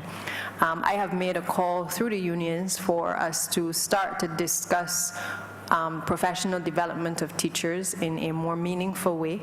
I know in the legal profession and certainly amongst doctors, those of us who are in those professions or were in those professions had a certain number of, well, certainly when I was called to the bar in England, I had to maintain my practicing certificate by engaging in continuing education. I know that the Bar Association here has introduced a number of courses, and while it is not a criteria, a condition or precondition for maintaining your practicing certificate, members of the bar understand that they have to continue to brush up their skills if they are to remain relevant. And my call, therefore, is to the teaching profession to certainly recognize that it cannot be business as usual with the number of issues that we're seeing them facing in the system, that they hold only a qualification coming out of Urdeston or at university, and they do not continue to engage in ongoing professional development. So the discussion that we are having now on the table is one of moving towards either some form of licensing or agreeing to a practicing certificate that will allow you to be able to engage in this professional development going forward, to the benefit certainly of teachers themselves, but certainly of the entire educational system. So my approach is completely different. I don't think that it is just a specialty area for some teachers. I think that the statistics are showing that it has to be across the board. The last question that you had was in relation to school meals and in relation to the nutritional value on the menu. Let me just tell you from the outset that the school meals department does not currently have a nutritionist on board. I know that they've been working with the National Nutrition Center, who they have turned to for obviously advice and input in relation to the actual menu afforded to students. But there are challenges, and I think we all know of the challenges within school meals, whether it is in relation to suppliers obtaining contracts and then not being able to fulfill the contractual obligations, which then in turn results in inadequacy of output at some schools, or the quality and the types of meals that have been dished out to students not being of a particular standard. And so I know that they are grappling, or they have been grappling with those issues in the past. I think your question was specific to the funding that has been allocated in the estimates as well. Yeah. With your leave, it's just a small decrease, but my concern more so was with the actual menu on a daily basis. What are the children eating? Yeah. And I'm hearing some concerns coming from you. Yes, and as I said, I think there are concerns that all of us have in relation to our students and what they are eating. But as I said, I am gathering from the school meals department that one of the issues, and I certainly came to office believing that students could benefit from more nutritious meals in the form of maybe pies with, creative ways of doing pies with sweet potato and vegetables and putting meats in it and stuff like that. And in speaking to the school meals department, then I realized that the facilities were not in place for us to actually transport a lot of these ideas that I had. So things like macaroni pie, for instance, which is not necessarily nutritious by any stretch of the imagination, but is perhaps Barbadians' second top food in the country, and most children enjoy that meal. I discovered that most of the children obviously are eating macaroni and cheese and not macaroni pie. Equally, to do a sweet potato pie or to do a vegetable pie and to transport it, the school meals department does not currently have the facilities to be able to transport it, or that, on the other hand, you have a situation where the actual schools do not have the facility in place to be able to do the serving of these items. So that is one of the things that is preventing, I believe, the ability of us to change that component of the menu in terms of pies that might be a little bit more nutritious. I remember asking some students about the menu when I first became the minister. One child would have said chicken and chips. That was what they would like to see on the school meals menu. One child spoke to me about ribs. Another child mentioned pigtails. And what was alarming was their choices in terms of that. There were very few that mentioned that they wanted salad or they wanted anything that was resembling a vegetable. I do believe we have some work to do in relation to our messaging to children, in relation to what they eat. I think that it's a case of how our meals are also presented, but also in terms of our curriculum, certainly making sure that we are teaching them what is nutritious and being able to get them to appreciate that a balanced diet is actually, better for them in terms of health. We have been looking at partnering with the Ministry of Health in relation to this issue so that we can work more closely in spreading that message, and certainly being able to assist the school meals department in rolling out some more nutritious meals. But there are some gaps that have to be closed, certainly in relation to the contracts. Those do not emanate from within the Ministry of Education. Let me just put that on the record. But I am highlighting to the country that there are some challenges, obviously, that are being presented in relation to the issue of supplies and suppliers, and a review of the nutritional content will also inform the way forward in terms of the menu as well, and the types of items that we order, and that suppliers put forward for the tendering process in relation to what actually it ends up on the menu at the end of the day. I thank the Honourable Minister. I'm not going to trouble her anymore because I promised not to trouble her. But I'm still not too sure as to what they are eating. What they are eating? Sorry. What they are eating, I've been told it's cheese and bread in some cases. There is the mac and cheese. It's very unhealthy, I must admit to you. It's still chicken and rice. It's not as dull as you might think. Pardon? It's not as dull as that. I get to see it nearly every day. Yeah. It might be ugly. What are you eating? Right, and I think the point that has to be made, Madam Chair, is that because the transport of the items is taking place at obviously different facilities as well, it has limited, I believe, the output in terms of, obviously in our secondary schools there are canteens. The canteens are preparing the foods there, so the foods are often warm. One of the challenges, I think, for school meals right now is the transportation of the items once they leave the various facilities to go to the respective schools. So that is something that we have to address in terms of, yes, the equipment and an upgrading of the equipment, and certainly in relation to the way forward once the school meal center has been completed in the near future. We will have to look at the issue of, again, what I would like to consider would be more nutritious meals on the menu, and certainly getting warm lunches as well, and giving the students the options to have warm lunches as well as sandwiches also available to them. Thank you. Honourable Member for St. Philip West. Madam Chair, Minister, I want to take you back to an earlier conversation on government industrial schools. And you mentioned that it was moved from under education to the Ministry of Home Affairs. I would like to humbly suggest that between yourself and the Minister for Home Affairs, that you look seriously at reverting that institution back under education. The reason being is this. The first thing, it is a school. It is not a small prison. It is a school.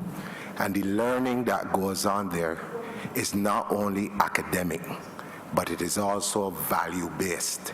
And that is something that the secondary and primary schools may want to emulate. in terms of your curriculum, how wide is it? For instance, if one were to suggest, and I would boldly think outside of the box, is it possible that within the secondary and primary schools, one can begin to teach things like ethics, things like civics, things like spirituality, and make note I did not say religious knowledge.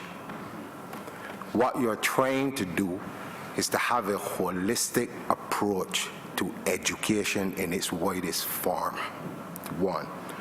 2, having been at that institution for almost 14 years, I have witnessed in many occasions, and one is too many. I know some people will tell me that the numbers are small, but I have seen where children have come through the primary school system almost up to 3rd form.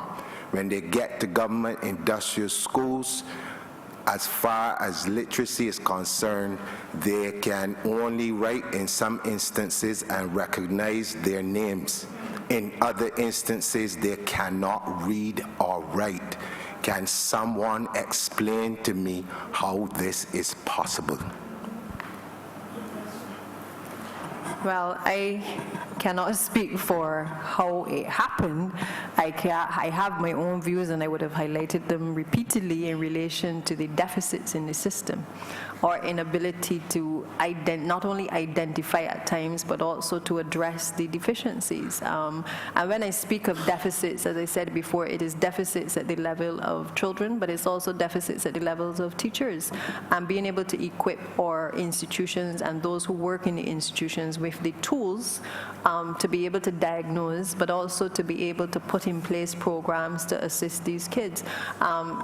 I think what you are getting at is perhaps the correct way that we should go. I'm not, as I said before, I'm not sure what the reason was for it being removed from education, but I do see the need for us to perhaps assist through education, because that is not for me to say that it is going to come back in or it isn't. That is obviously at the level of cabinet and certainly the Prime Minister.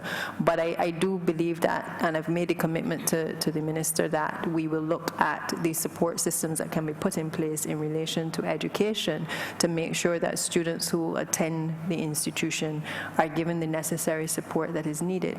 And that remedial training that is required, as I said before, is not just at the government industrial school. We are seeing the deficits in relation to students leaving from primary and going into secondary. And if we fail to fix those deficits at the 1st form level, those deficits will end up with them in the judicial system in one form or fashion. So that is really where I believe the solution must come in terms of fixing this problem that we've been hearing the entire day. You have to deal with the deficits head on and be able to equip and to test these children to identify what the challenges are within the system. Yeah. Honourable Member for Christchurch East Central. Thank you very much, Madam Chair. Certainly, I haven't had a chance to contribute to these sessions as much as I would have liked, but I'm certainly happy to see the Minister in place, because education really is so fundamentally important to the future and the development of this country that we, from a financial standpoint, have recommitted ourselves to making sure that the children of poor people continue to be educated from nursery to tertiary, and long may it remain so. Because, Minister, whilst the ministry that you now head has been at war with itself and by extension the country, because such a policy as to deny the country the ability to continue to build capacity would have done, I think, ourselves a disservice, and there's no way for us to quantify what, over the long term, what that impact might have been. But certainly from a social standpoint, I think it's critical that we appreciate that when we make decisions, they don't just impact the here and now, but potentially the future development of the country. And I would like to think that under your leadership, that this ministry, which is so critical to Barbados' economic recovery and transformation, will literally transform itself such that it can meet the needs of all the young people that rely on the execution of your policy to make sure that the future of this country moves in a direction that we would all like to see. Now, my son is autistic, and I have had, between my wife and myself, to make a determination that in educating him, we will do so privately.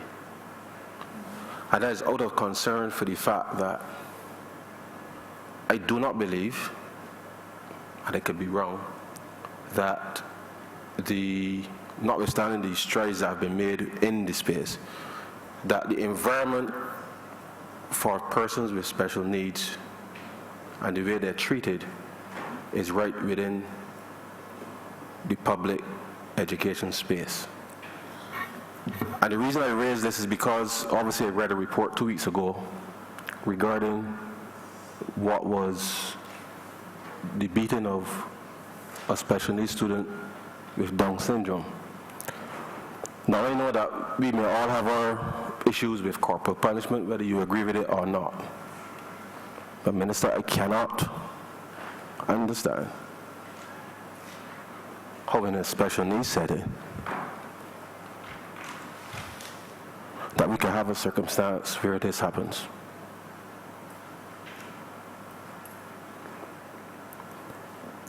Why, and I don't know who's going to speak to it because it says that the matter was under investigation, but why is this happening to children with special needs? That's my first question. But my son learns through technology. And again, your ministry has been at war with technology in schools. And as this government seeks to modernize and bring this country to a new level, the Ministry of Education, teachers, all must, in my view, recognize that the introduction of technology is perhaps the one tool that we can use to recapture the imagination of these very young people. And so, notwithstanding how I see it working with respect to children with special needs, but I think fundamentally that the wider introduction of technology within our school system would allow the vast majority of persons who are now, in a sense, denied access to education, whether because they get to school late, because of the bus situation or whatever, to have access to the tools readily available at their fingertips. And so I just want to get an understanding from you, on the one hand, why are we beating children with special needs, and what are we doing about the introduction of technology on a widespread basis in the school system? Thank you, Minister Strawn. Let me just clarify something that you said. The incident to which you referred, which I will not get into the details of in this debate, because as you would appreciate, the matter has been reported to the police, and while the initial comment that came from the ministry was that an investigation was going on, I must tell you that I sat in Miami and directed that a suspension should follow pending the investigation. Because I, like you, believe that corporal punishment, particularly in our schools, which I have responsibility for, I have a very zero tolerance position in relation to this issue. I believe that not just for children who are autistic, but for all children whose background you do not know from where they have come, that the application of force by a senior can sometimes do more harm than good to the child. And we are signatory to agreements where, just like the abolition of the death penalty, we have sat on this issue for several decades in relation to Barbados removing corporal punishment from its laws. At the present time, we still allow the principal of institutions to administer corporal punishment. I had an incident recently where an entire classroom at a primary school was beaten by the principal because a new teacher was unable to control a classroom because the children were talkative. And when confronted, because the teacher could not handle the students in the class and could not get them to settle, they were taken to the principal's office, and every single child, because they did not own up, was beaten. I received photos of the bruises on the children's buttocks and their back. What was interesting was that the grandparent who called me out of concern, not for the administering of corporal punishment, but called me because of concerns that the principal had lashed the child or instituted punishment twice. Because after the beating, the children were made to run around the pasture and then made to stand outside of the classroom. And her major concern was not the beating, but it was the fact that the children had been punished twice. That type of attitude, Minister, is the unfortunate attitude of a lot of our people in society who do not recognize the damage sometimes that corporal punishment does. And the focus wasn't so much on the infliction of the punishment, but the double punishment in a sense. Now, take you now to the child who has a special needs scenario. And a teacher who is not by law allowed to strike a student is alleged to have struck the student. I have wasted no time, and I make no apology to anyone for it, that while an investigation is ongoing, I believe that I have a responsibility to protect the children in these institutions from anyone else being injured or allegedly injured. And I moved swiftly to ensure that no harm could come to any child within that institution. What it does speak to, however, is that we have a society that, again, just like the common entrance, has held on to these practices that if you don't hit the child, you have not taught him anything. Spare the rod and spoil the child. And I believe that with all of the information that is available to us out there in the public domain, that we have to deal with this issue on a more mature level in relation to corporal punishment. There is no special needs instruction anywhere in the world. No special needs training, no special needs teacher, no special needs course that anyone can find for me that will tell you that it is appropriate to strike a child in a special needs unit.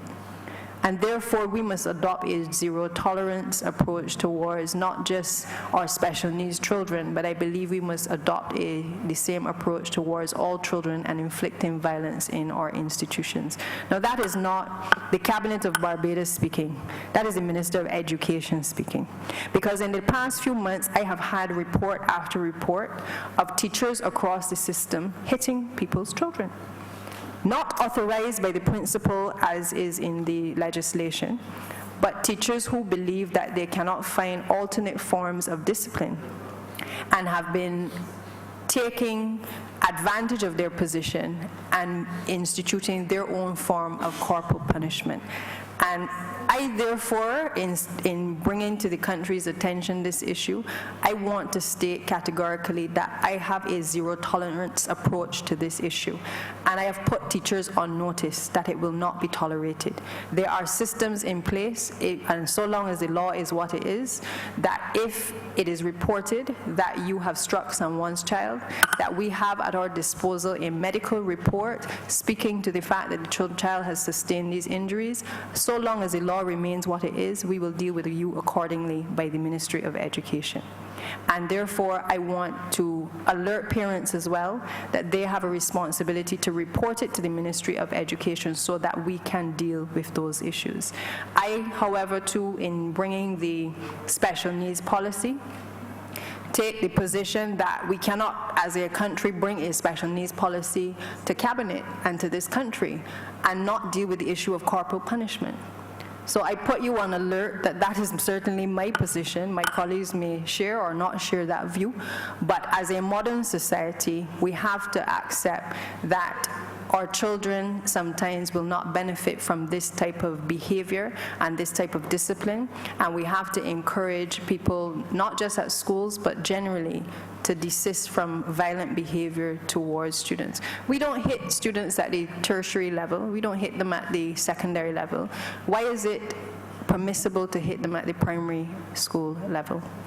And if we cannot find alternate ways to be able to cope with indiscipline, then perhaps persons who are teachers need to reevaluate their role within the system. We will provide within the ministry the requisite training that is necessary to equip teachers, and this is an issue that I've raised with Urdeston Training, that we, again, at the level of the programs at Urdeston, we have to equip our teachers with the ability to cope with the classroom environment. A large part of what they do is practical, and therefore we cannot have a program that is so much emphasis on the technical and the academic that we do not equip them to deal with these issues within the classroom. So, Ministers, member, I want to assure you that so long as I am alerted to issues which relate to this issue of corporal punishment by persons who currently by law are not permitted to do so, I will take the appropriate action to deal with it as quickly as I possibly can. But let me just say that while the Ministry of Education will deal with it, as I have highlighted, the Royal Barbados Police Force has a responsibility to follow through. And what I will not accept is calling the Ministry of Education to ascertain what we will do in relation to these matters. So let it go forth to all that you have a responsibility to follow through, to prosecute, to do whatever you have to do to ensure that no other child is struck or hurt as a result of a teacher taking action against a child that is not permissible by law, until such time as the law changes. That is the position of the Ministry of Education. Can I, sorry, before you come in, PM, I certainly accept that, but I did ask about technology, but so I'll ask you to respond to that subsequently, but before, because I have to another matter to deal with, but I want to get in relation to Milton Lynch. Forgive me, Madam Chair. In the last 6 years, Milton Lynch has had either 5 principals in 6 years or 6 principals in 7 years. I'm not sure which is the number. But Milton Lynch serves the Wharton community, Lodge Road, Kingsland, Silver Hill, Gore Hill. And the role of the school used to be around 600, is now reduced to about 300 approximately. And so listening to the AG yesterday speak to a lot of the issues relating to law and order, and certainly with respect to the outcomes in terms of education in the system. The reality is that Milton Lynch is a boys' school. That given the ministries, because obviously principals don't appoint themselves, so it must mean that there's something going on within the context of our education policy, that this school in Christchurch, which is meant to cater to the young men of that area, somehow something has gone horribly wrong with respect to the administration of Milton Lynch. As you're aware, parents were actually picketing this morning. I know there were some recent issues there, but I would like to know from the ministry, and certainly I see the Chief Education Officer is here, what are the parents as well as the young boys from both Christchurch East Central and certainly Christchurch West Central in that area, given all the issues that have been highlighted, certainly by the AG yesterday, and the issues that we know that we have to address as a government, what is the Ministry of Education going to do about the administration and the atmosphere at Milton Lynch, such that over the course of the next 3 to 4 years, there could be some sense of stability with respect to the leadership at the school?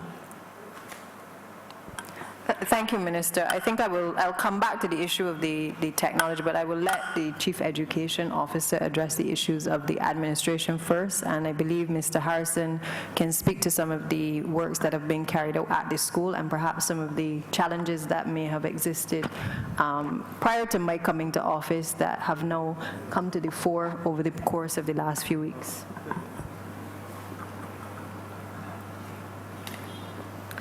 The issue of Milton Lynch and stability and the performance of the boys at Milton Lynch has been under this, what's the word I want to use, investigation for quite a while in the Ministry of Education. Because I'm sure you would know that the boys at Milton Lynch, they have siblings at the girls' school. And the girls are performing very well. Whereas at the boys' school, there are challenges. And these children come from the same household. So we have been looking and trying to find out, investigating what is happening there. You have rightly said, before Milton Lynch had a roll of over 600 students. Now they are down to about 300. Now that can be attributed to, one, the falling school roll that is happening throughout the system, because we have a school like Ignatius Bayer, which had a roll of over 350, and in September, that school started with a roll of just under 100. But there are some challenges at Milton Lynch. I can assure you that Milton Lynch is receiving the attention of the ministry, and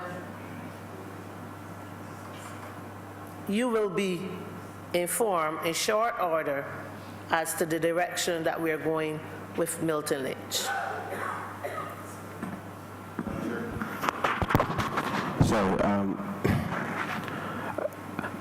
the assurance here is not to me, you know.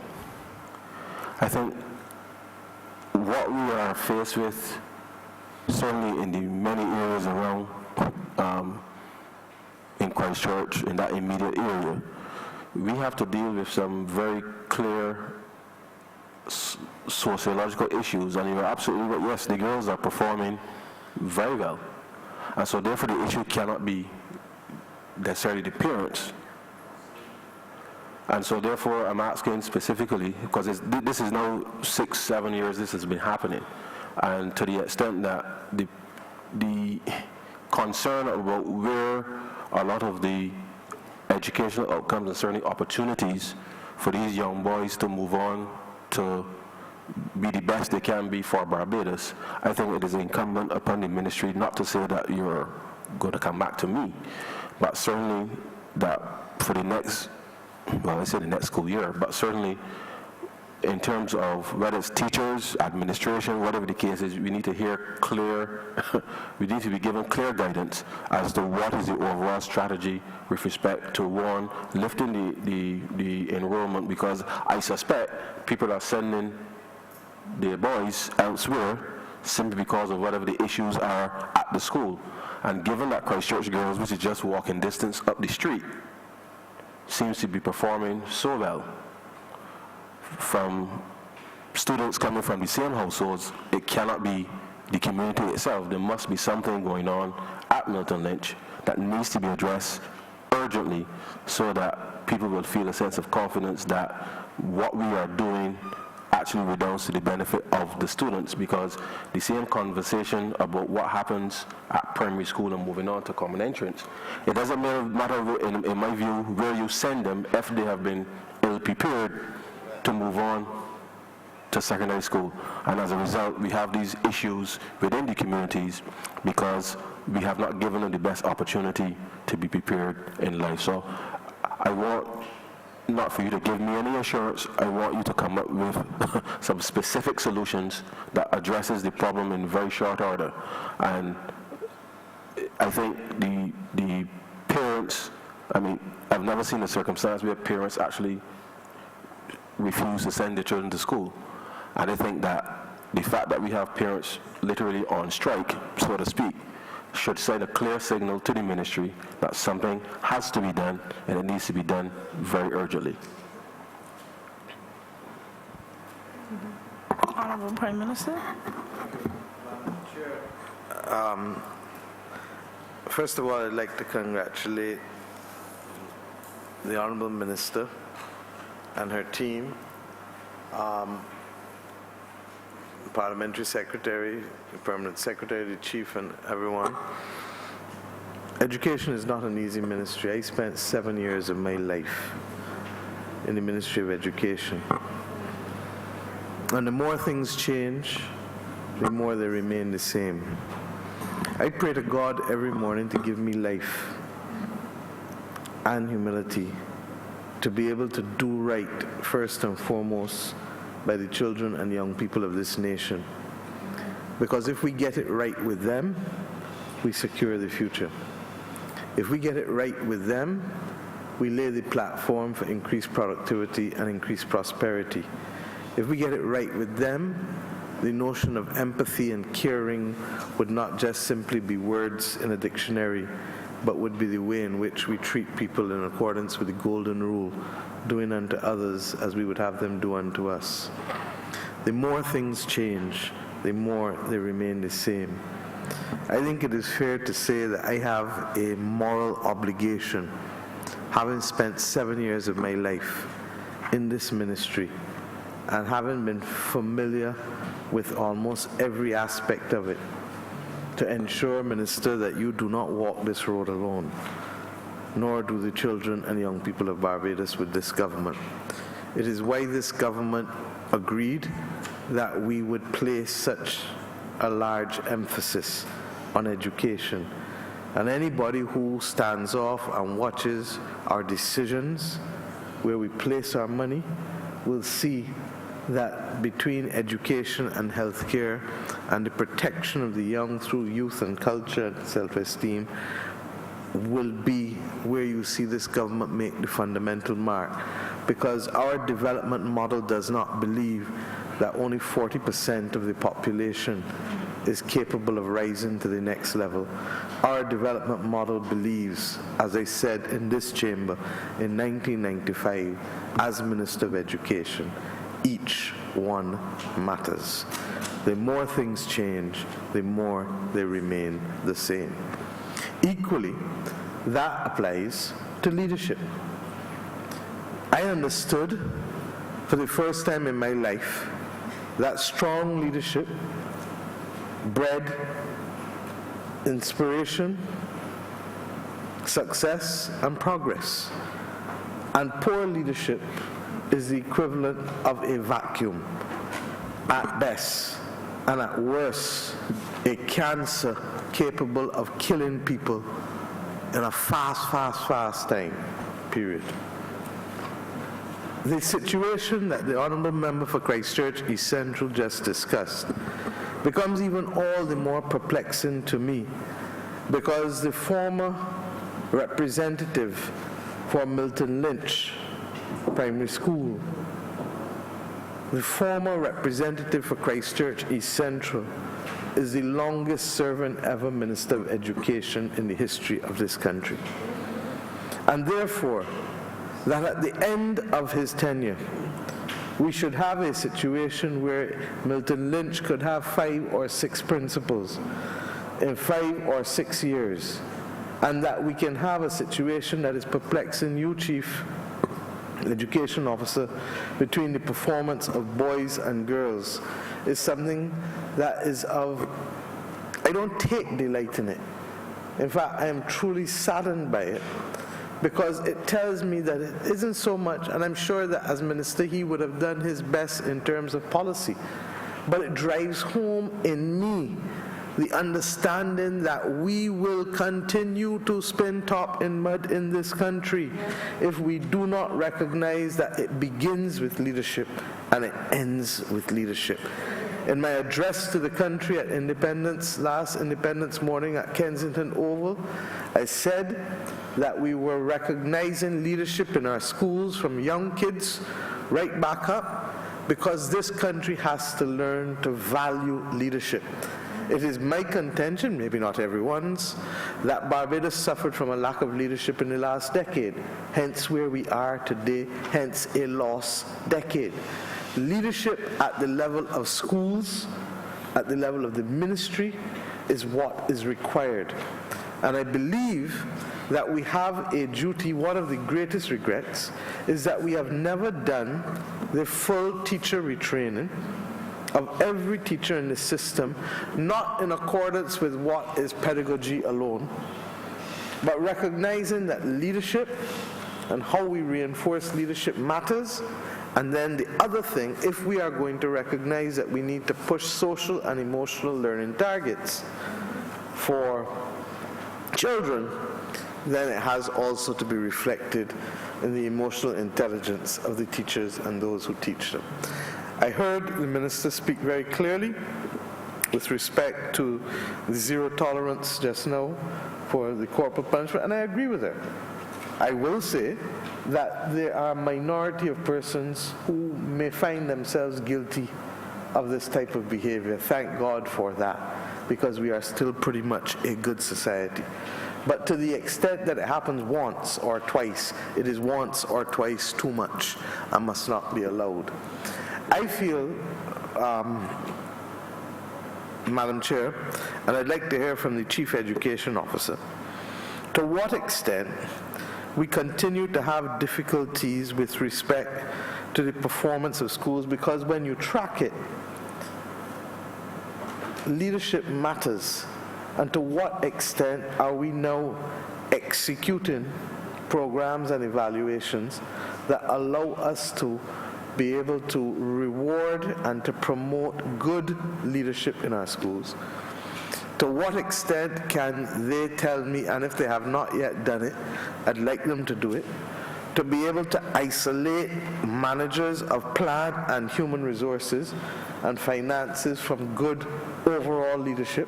Because part of the difficulty is that we continue to believe that a good teacher becomes a good principal.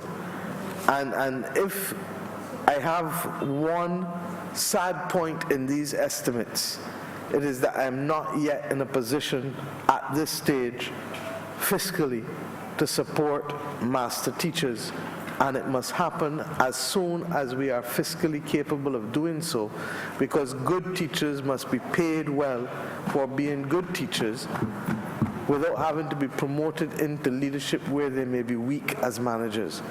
So I'd like to know to what extent the ministry is tracking and evaluating leadership in the schools, and how can we put a system in place to isolate how, because at the end of the day, a school is a plant that has 1,000 children, 100 teachers, 100 staff, and is managing $3-4 million a year.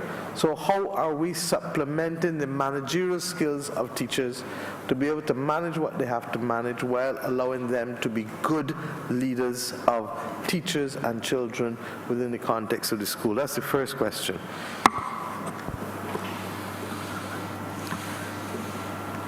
That question that you just posed is a loaded one. And I'm sure you know that it is. It was intended to be. But that's why I said, I know you know that. That is why you asked the question, because let me look at it from, let's look at it from one first aspect. We would have, the first thing we do, we have a teacher evaluation process that is in place, where we evaluate principals and teachers are supposed to be evaluated, and the middle senior management are supposed to be evaluated once you're appointed, once every 3 years. We have that system in place. The question you would ask me, is that system working? Is working to a certain degree. In our schools, the cry has been, in the secondary schools, they need additional manpower. We have a principal, we have a deputy, and the request is for another deputy to assist, especially in those schools where you have 900 and 1,000 children. What is the additional deputy being requested? Pardon me? What is the additional deputy being requested to do? The additional deputy is requested to be responsible for the pedagogical aspect of the school. One is for discipline, and freeing up, one, the deputy will be the instructional leader then, and freeing up the principal then to have the oversight of the plant. In the primary schools, we have one principal, and in some cases, depending on the role, 2 or 3 senior teachers. And the cry is for a deputy principal to be in the schools. Now, I want to say here that we have been looking at it, evaluating what is going on. Since the minister came to the ministry, we have been going through a lot of discussions as to how we are going to make the system better, and in her words, make sure that we stop children from falling through the cracks. There are some schools where we have challenges with the leadership. And you have reports, don't you? Institutional reports in some instances. Well, at this juncture, we have one. We have some other reports. And you know, because you said, and I know you did, you spent 7 years in education. And you know the process. We have been working, providing assistance to the schools that are having some serious challenges. Perhaps I'm asking, ma'am, because you seem to have some difficulty, I'm asking for your recommendations for how the process can be improved. And let me put it bluntly. I asked you all for a report on the students who have been superannuated, in other words, put out of school at 15 and immediately are turning 16 in the last 10 years. There is no doubt that we cannot abandon these children by just putting them out there. In the same way that when we established the Edna Nichols Center, it was because you cannot suspend a child and let it stay home for bad behavior, because they will only get into more trouble. But ma'am, I'm hearing you. Let me finish. The bottom line is that there has to be a way, because if we have a school that is not functioning, and I've always felt this way, if we have a school that is not functioning or a leader that is not leading within the school system to keep our deputy, to keep them there for 2 years, 3 years, 4 years, how many children's lives have been sacrificed in the interim? So I'd like to hear from the Chief Education Officer, what do you believe in your experience is necessary in order to be able to expedite the intervention that is necessary, rather than the sacrificing of hundreds of children who then end up causing a different problem and a difficult problem to the society. The system that we have that would take care of... Don't mind the system. I want to hear what you would like to see to change it. But I'm getting there. I am getting there. The system that we have is one that we don't have any principals or teachers or anybody for that matter on contracts. You're there. You're appointed. Be on contract. You are appointed, and therefore, the only way you can get persons out of our system. So the first thing is that you believe they should be appointed on contract. I feel we should move to a system where we have persons being placed on contract. Because when you have a principal who is placed on contract, like in the other systems, then if you are not performing, then you then would have to move on. But our system is one where you cannot move them. I hear you loud and clear, as I'm sure your PS and minister do. I'd like to also find out what is the status of, because we all know that you can only solve a problem if you know it exists. And therefore, the first thing I did was to listen to as many teachers and educators as possible when I went into the ministry, as I know the minister has herself. And she raised with me the fact that the criterion reference testing, and perhaps, Minister, you may want to address this yourself, that we introduced, I was the minister when it was introduced, to be able to assess the skills and competency level of children at 7 and at 9, on the understanding that to wait till they got to common entrance without knowing where they would end up was too late and would be a sentence to that child. The minister raised with me that the criterion reference tests have not been used or implemented for the purpose for which they were designed. And secondly, that once those test results come, teachers are then to take the profile of the test results and to put the teaching in place to suit the deficiencies or the strengths of the particular child in each instance. Can we, Minister, first of all, can you address the issue of that and of the importance of the reading programs? Because if you can't read and you can't add, it's going to be very difficult for you to be able to reason. And we want critical thinking, but we also want the basic R's as well. And we want people who care, so that the equation that we need to be able to bring is one that reinforces the capacity for literacy and numeracy and critical thought, but also makes our children good children by giving them the social and emotional development that is necessary so that they know right is right and wrong is wrong. And they know how to care for people who are less fortunate, or they know that I can beat you in a game of Monopoly or dominoes, but if you are my senior, I still have to respect you, so that they understand context and place. That is what our schools must do. And if we're not doing it, then we need to pause and understand what are the diagnostic instruments that we are not now using to effect to be able to achieve it. And to know that the issue with this government, we don't have all the money in the world, but we have chosen to make education our priority, because at the end of the day, it is our children who will sustain this country on its journey. So, Minister, please. Thank you, Prime Minister. And let me just thank you from the bottom of my heart for raising this issue of leadership, first of all.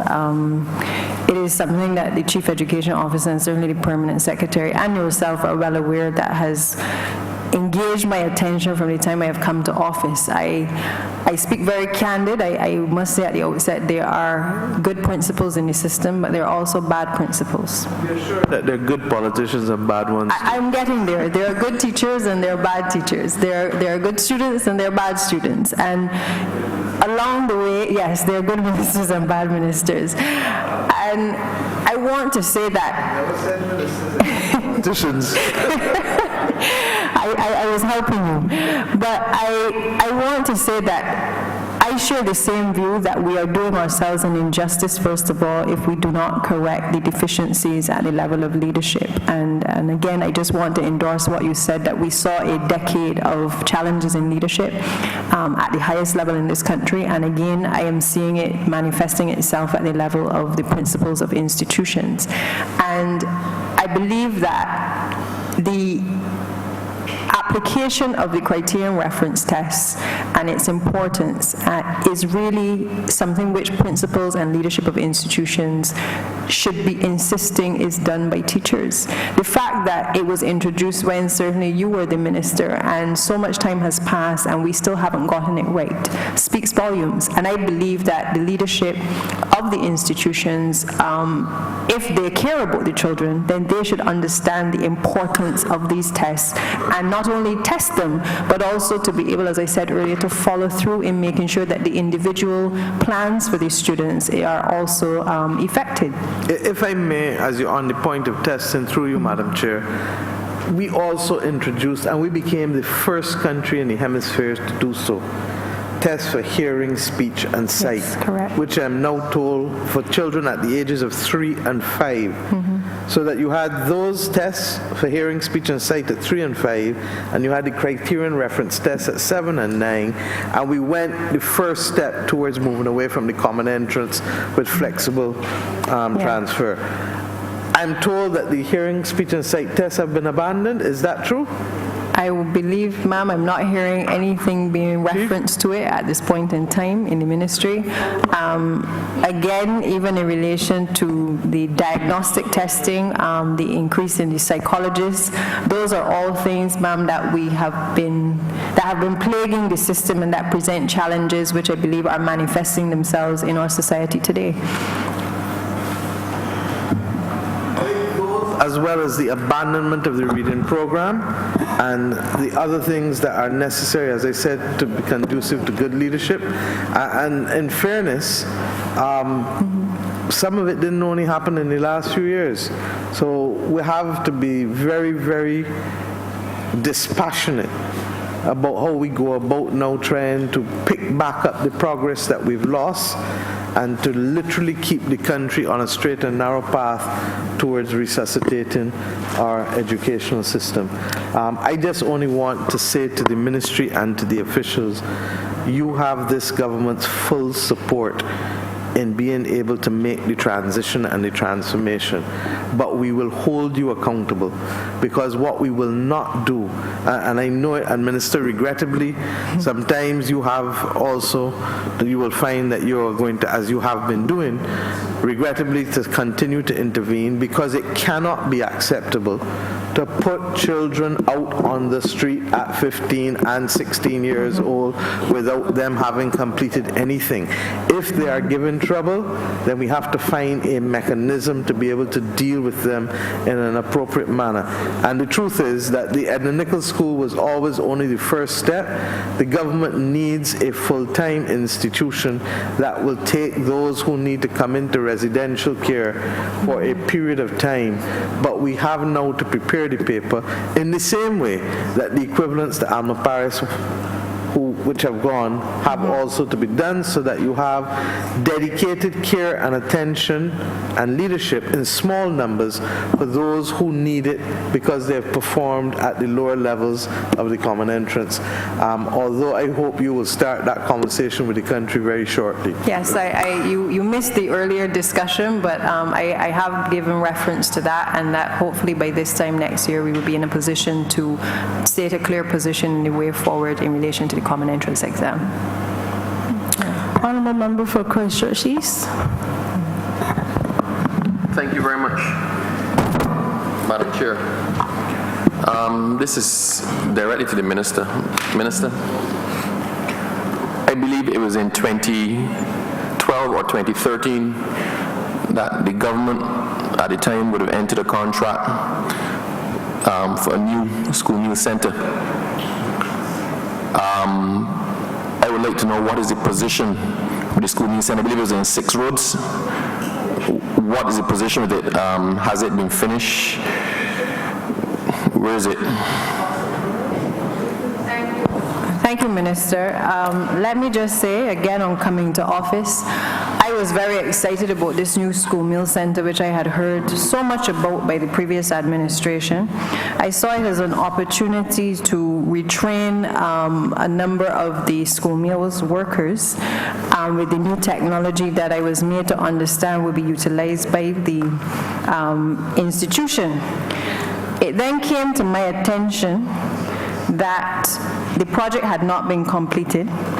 And on further investigation, I must tell you that I became like a thief in the night and visited, but it was rather, let me clear the air, it was like a thief in the morning, because I visited the facility and discovered that the building was incomplete. A number of the equipment, or rather the equipment that would have been ordered for the premises, were still in crates in the facility. The kitchen had not been completed, and there was substantial work that was still to be done in relation to this facility. I immediately instructed the permanent secretary to convene a meeting on the site with the respective parties, as well as the ETMU department within the Ministry of Education, who would have been responsible for the oversight of the project, as there were significant concerns on the file in relation to cost overruns, delays in the project, disputes in relation to how to proceed in relation to the work that had to be done specifically in the kitchen, and generally the completion of the project. At that site visit, it was clear that a number of issues had not been addressed over the course of the project in terms of the 6 years since the project would have started. There were a number of late payments that had been made by the previous administration to the contractor, which would in some cases have delayed the project. But there was about a $6 million, I would have to say, cost overrun that I also discovered along the way. And I immediately instructed the permanent secretary to have an audit done of the school meals facility. I have not yet received the audit from the Auditor General's chambers, the Auditor General's office, and I await the final report on that particular project. But what I will say, ma'am, is that it does require that substantial sums of money are going to be required to complete the project. We are making our best efforts within the ministry to resolve some of the outstanding issues with the contractor and certainly with the persons who are working on the site. But again, for all those who ask why Milton Lynch can't be fixed and why St. Bartholomew can't be fixed and why a number of environmental issues have presented themselves in certainly 2019 for the Ministry of Education and for this country, the answer is in that $8 million or $6 million that I believe has been wasted in relation to government's expenditure by the last administration. And that has, in addition to us losing our finance in relation to the loans that would have been available to us to develop the infrastructure in the school plant, that too has certainly prevented us from being able to carry out the type of work that was required. But I think for the benefit of the chamber and certainly for the public, I would ask Mr. Harrison from the ETMU department, who would have been responsible for the oversight of the project, to perhaps give the chamber a bit more detail in relation to the school meals project and what challenges would have been faced in relation to that. Minister. Certainly it is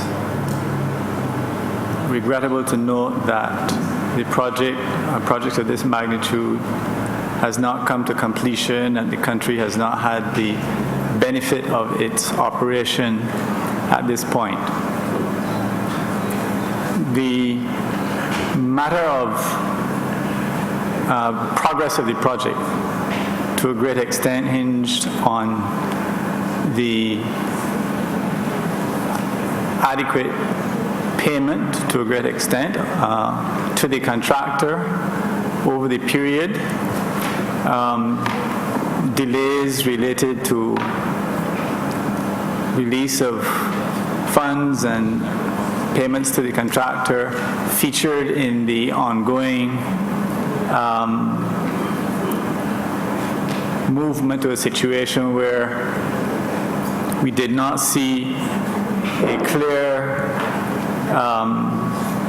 path to completion as one would have liked. The audit has progressed to a point where you will soon have the results of that assessment. The costs that we have seen relate to some very specific things on site in terms of the addition of a major investment in additional parking that was designed and prepared and which is included in the final cost, and that was to accommodate for resolution of the traffic management in the whole area. So you have a well-designed parking area that is situated or to be situated to the south of the plant, but which in itself, because of the way it has accommodated paving, lighting, and filters for pedestrians and traffic to safely manage the nursery school nearby, has a cost that one might wonder, why are you paying $1.2 million for a car park? But the car park does have components to it that one, when you look at it, will see what it achieves. Additionally, at the beginning of the project, as is frequent with large construction in Barbados, you don't know sometimes what you will encounter. Notwithstanding test pits at the beginning of this project, the level of excavation that had to take place in order for the engineers to be satisfied with the foundations was significantly over what would have been initially expected. The process of accommodating for continued preliminaries in a state where the project was being delayed. Additionally, the kitchen equipment, which should have been ordered early in the project, as it turned out, the contractor hired had his evidently own difficulties with achieving a workable relationship with his subcontractor supplier, had his issues with proceeding to advance the project with the payment procedure that was originally established. We had to seek cabinet approval to address that issue and to allow for a different procedure, as well as the hiring of a new kitchen supplier, which took time, added to the length of time involved in the execution period. And finally, we have had a disagreement over the way the kitchen should be laid in terms of a technical matter related to the drainage and so on and so forth. I think from what we are clear on, these things can be easily resolved, but the matter will have to benefit from immediate further meetings to resolve the willingness of the contractor to act now going forward in a way that we can agree to. And at this point, therefore, I don't think that I would say more with regard to the outcome. But I should say that conceivably, if the existing contractor can come to agreement with the government on how he will now proceed, then we could have a fairly swift completion of the facility. It is essentially possibly 4 months' work to come to conclusion.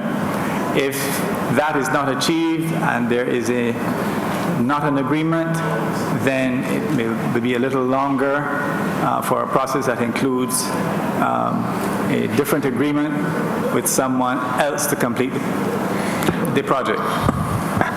And this is essentially where we are at this point. Madam Chair, for you, Mr. Harrison, you said something that caused me a great degree of concern. In opposition, I sat on the Public Accounts Committee, and we had issue after issue with contracts overruns, massive amounts of money. You just now said that at the beginning, as is frequent with large construction projects, you do not know what you will uncover. But Mr. Harrison, if the contract was awarded in the sum of $18 million to build a school meal center for completion in 2014, this is now 2019, 5 years later. And according to the best of my information, I believe that we will already surpass the contract sum. What has happened, and your indication to me that it can all be wrapped up in another 4 months is of greater concern. What could have happened over the last 5 years? How was this project managed so that it stalled for effectively 5 years? 5 years we overran. And the response is, or a concern is that, you know what, these things happen with large projects. This is symptomatic of the mismanagement over the last 10 years. What I'd like to know from you, Mr. Harrison, if it is only expected to take another 4 months to complete, what is the justification for the overrun by 5 years? And exactly what final price are we looking at to complete this project? I think one has to bear in mind that the overall cost in total includes, of course, our increased VAT. Regrettably, as you delay the importation of equipment, you incur some costs related to the inflation on items that have not come into the country. But I don't step away from the fact that if decisions were taken, firm decisions taken at a certain stage along the way, that we might not have had an earlier resolution to this particular matter.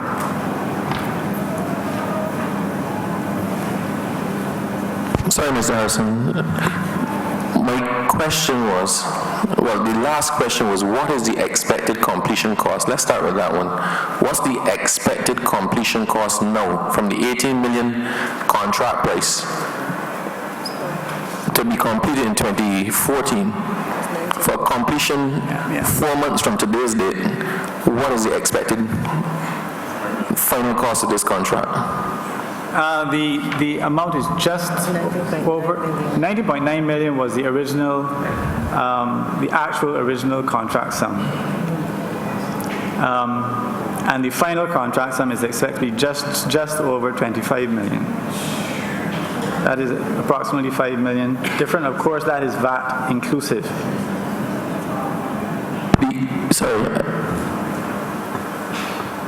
Sorry, you just caught me completely. hold on a minute. Just let me compose myself. Sorry, you said the initial contract price was $9 million? 19.9. 19. I think everybody's heard 9. Okay, so I'm very, very glad we cleared that up. And you say you expect it to be about 25 million? Correct. Mr. Harrison, I took a concerned look at the place as well. I saw the state of the building. I saw the windows that were not complete. There's a boat in the yard. I saw a boat in the yard. Are you certain, Mr. Harrison, that this can be completed in 4 months? Sir, let me be. We know that this execution of the car park has been held up by a matter involving the Ministry of Housing, Lands and Rural Development, specifically that you speak to, of a board and an arrangement with a tenant that came to be a protracted problem during the project. My indication of a 4-month completion, if there were a expeditious agreement to proceed by contractor, assumes that, first of all, we're speaking of to finish the center itself. The car park is an addition which would take secondary importance to finish in the center, but certainly if all things were proceeding without delay, then you could have conceivably a 4 to 5 month execution to wrap up what has to be done. Mr. Harrison, you indicated that there was a disagreement over the way the kitchen should be laid out and something about plumbing, but that this can easily be resolved. How long was this, when is this disagreement about the layout of the kitchen, the plumbing, first occur?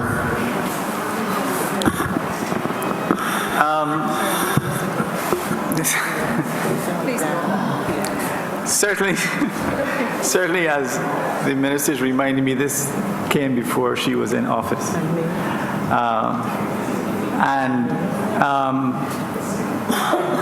But it's certainly, this too should not have been a protracted matter.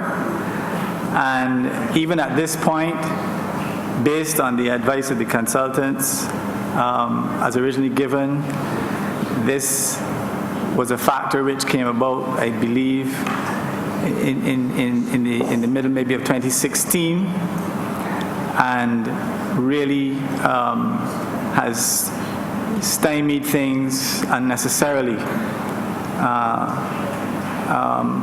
to this point.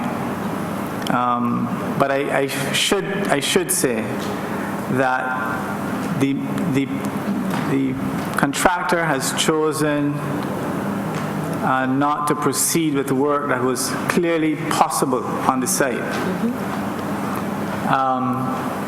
And therefore, what could easily have been done has not been done.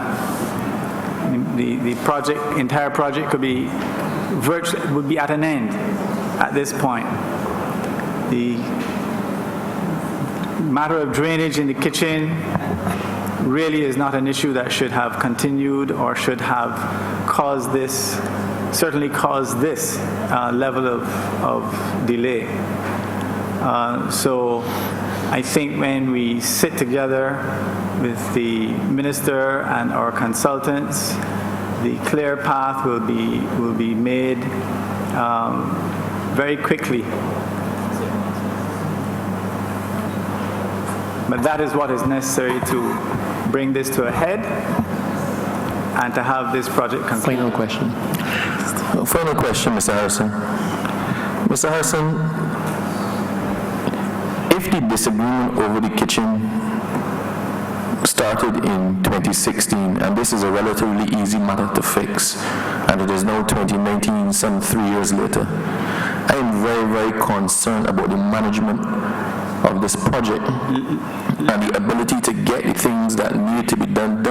Who is the person who had the overall responsibility or the direct responsibility for this project? I need to know that. If I may say, just to say, notwithstanding my comment about the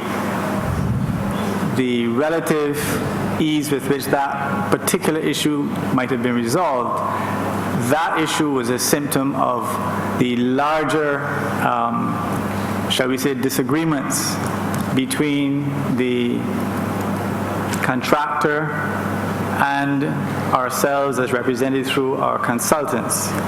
So while that is in our view, and when one looks at it clearly, a matter that couldn't be blamed, shall we say, for the overall impasse, the larger issues of the cooperation between the contractor and the government, and the way the contractor handled the matter, also, as I say, were significant in terms of the progress of the project. Therefore, I'm saying that I wouldn't want to leave you with the impression that this entire issue hinged simply on the drainage in the kitchen floor. That certainly is not the sum total of what happened here. And I think that the details and the circumstances will show that the larger issue of adequate cooperation, response of the contractor within the contractual terms, altogether constituted a problem that was more than simply the pipes in the kitchen floor. So my direct question was, who is the person directly responsible for the management of this project that overruns by 5 years and counting, and about 6 million and counting? I am not stepping away from the fact that the ETMU under my own directorship would have been central to the oversight of the process of seeing this project through. What you consider to be overruns, however, please remember that there are costs which can't be predicted in terms of the excavation, additional costs substantially for the addition of car park, additional security wall.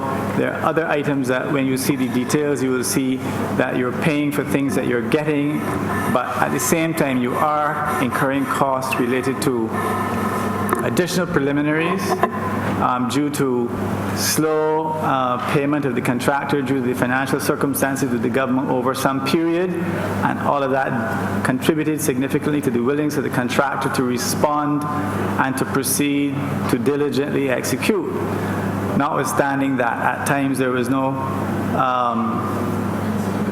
failure to pay. But at many times, there was a difficulty to pay, which delayed the actions of the contractor. In that context, the contractor seemed to have taken a position of not proceeding without being financed. So the things that have happened in the last 2 years relate largely to the procurement of the kitchen equipment, which was financed by advance payments secured by bonds and retention. So the financial context of the country in terms of his perception of government's ability to pay seemed to have led to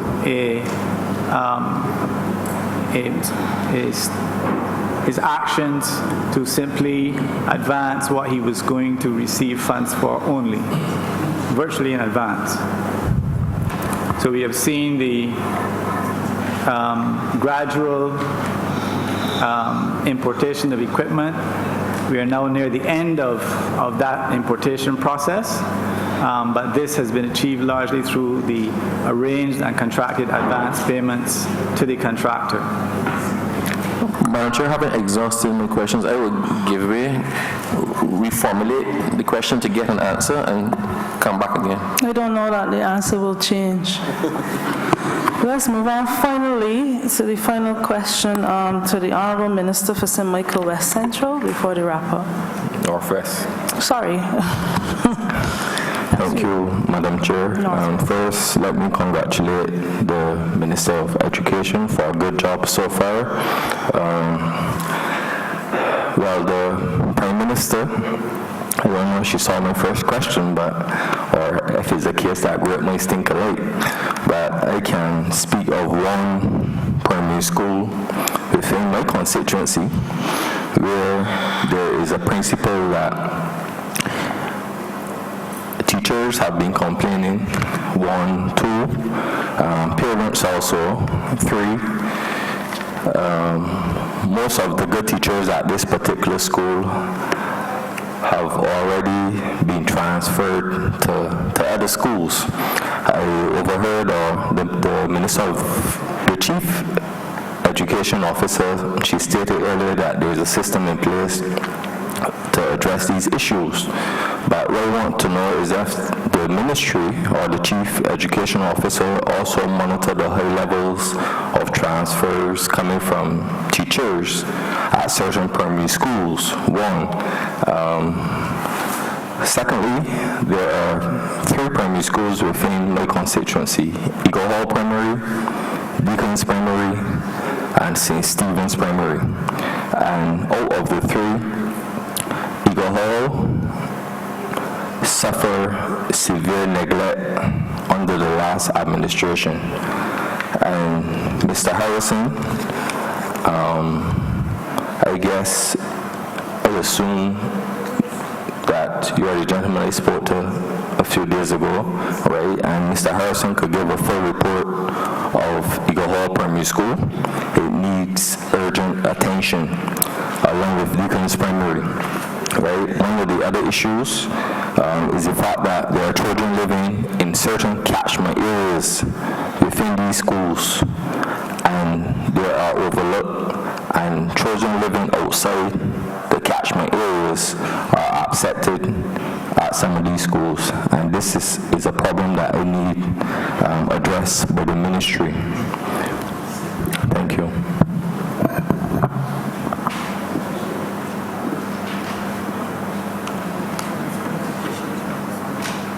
Thank you, Minister. I will ask the Chief Education Officer to just address the question that you raised, first of all.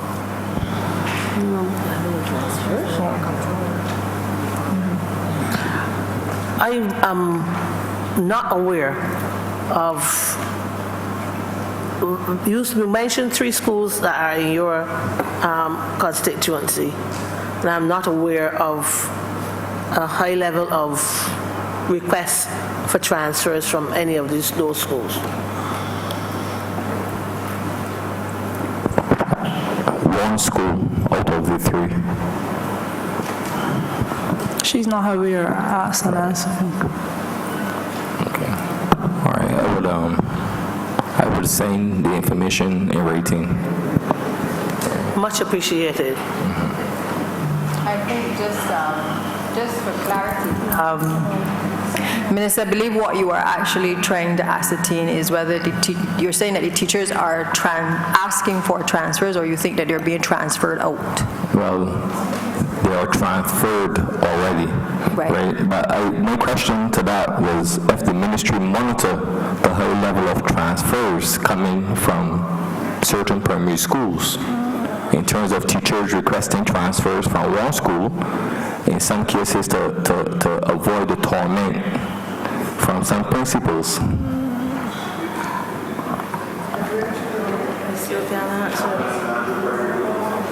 Well, I'm going to suggest that you just write to the ministry highlighting the concerns, but I'll certainly look into it in relation to the specific school that you have mentioned as well. I think the fact is, though, that it is a reality that, as the Prime Minister would have alluded to, and certainly I would have spoken to as well, we do have challenges in terms of leadership in the institutions, and that has impacted on the morale as well of teachers, and in some cases conflict issues with teachers and principals has resulted in challenges within the institutions. Again, those are things that need to be addressed. I must tell you that, again, following the article on Sunday about a shake-up in education, by the time I landed in Barbados on Sunday evening, I was bombarded with a series of messages from parents across this country complaining about whether it was teachers or principals across the system in relation to issues of teachers not being in attendance in classes or principals having a style of leadership that was not conducive to their students learning, on their children learning.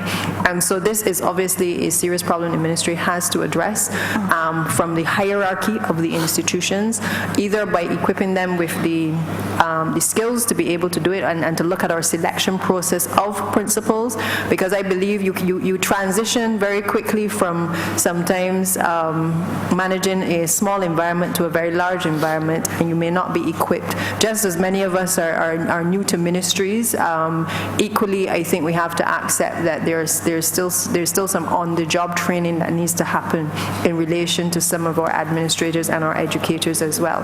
The difficulty is that sometimes an entire generation is lost as a result of the time that it takes to get rid of them. And I think that what the Prime Minister has certainly put on the table is something that I know I will be quickly moving to address in relation to the removal, in some cases, of the challenges that we are facing within the system in relation to leadership as well. So I give you that assurance. Thank you, Honourable Minister. I'll allow you 2 minutes to wrap up, and then ask that the head stand part with the amendment. Thank you. Thank you, Madam Chair. Let me first of all thank all members who have contributed to this debate. Let me thank certainly all of the members of the Ministry of Education who have participated in answering your questions as well in this debate. I believe that we have been able to put on the table a number of the major issues, challenges, but hopefully a lot of the solutions that certainly I see as in the Ministry of Education as it relates to being able to take education forward for our entire country. I want to give you the assurance that the shake-up will come in relation to this ministry that I lead. I am not one that in another year I will sit in this well and be dragged over these coals by my colleagues in relation to things that I've said that I will do here, but I do believe in a transformation of the Ministry of Education where we can achieve those things in the short term. I think it is a responsibility of me as Minister to indicate those things that we can do. Where we cannot do it in the short term, I equally believe I have an obligation to the country to indicate what is possible and what is not possible. But what I will not do is not explore the options for being able to make the changes that are necessary. They started by saying that there are a number of deficits in the system, not just at the level of students, but at the level of teachers, at the level of principals, at the level of the parents, even within the Ministry of Education. And therefore, I have started the process of correcting the deficits at the very highest level in the ministry, making sure that people can now contribute yet again without fear of persecution or victimization, but that people have a voice in being able to effect change in education. And therefore, I encourage all players, from unions, teachers, parents, all parties, politicians, to get involved in being able to help us to transform education in this country. I wake up every day with a mission to make sure that I leave a Barbados education system better for all Barbadians. I have seen in my constituency the challenges that young people face in relation to this system, and I believe my burden is large in terms of the burden that I carry, in terms of making sure that I'm able to address a number of the deficiencies. But there's not a moment that passes where the children of this country are not on my mind, or the issues even in relation to that teachers have or the principals across institutions are not in my mind. And I really again want to end where I started by thanking all of you who have assisted in whether small ways or big ways in helping me through challenging times being off island to be able to have a firm grasp on the Ministry of Education and give you the assurance that a number of the issues, once I'm on island, I will be present to make sure that those issues are addressed, but I know that those to whom the responsibility has been delegated also bring to the fore the same trust and the same energy with which I hold as well to being able to resolve those issues. So I thank you, Madam Chair, for your indulgence, and again I thank the entire country for listening and being patient to us today as we discuss the head of education. And with that, ma'am, I ask that head 87 do stand part as amended. The question is, that head 87s in the amount of, the amended amount of $312,244,589 stand par. All honorable members in favor, please say aye. Aye. All honorable members against, please say nay. Methinks the ayes have it.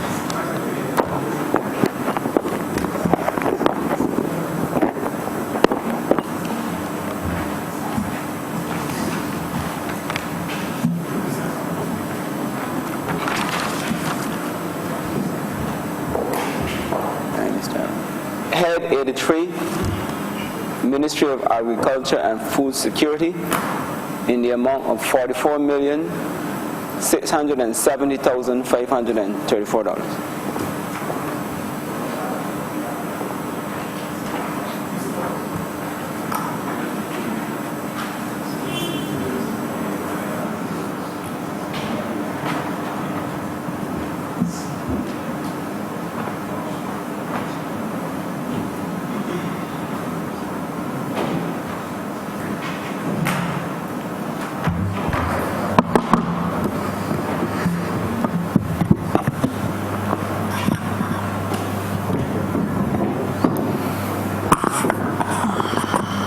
Good afternoon, Madam Chair. I crave your indulgence in inviting my team to join me at the table. Permission granted.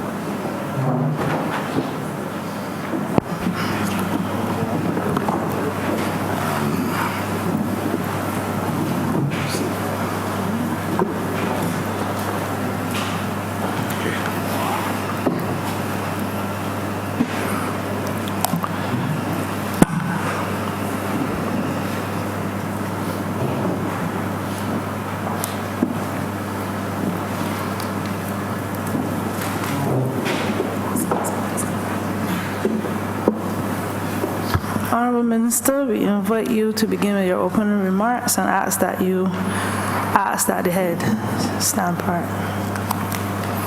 Madam Chair, I thank you. First, let me start by saying that I am indeed grateful to the people of St. Philip South for giving me the distinct honor of being able to present these estimates in this 2019 Appropriation Bill.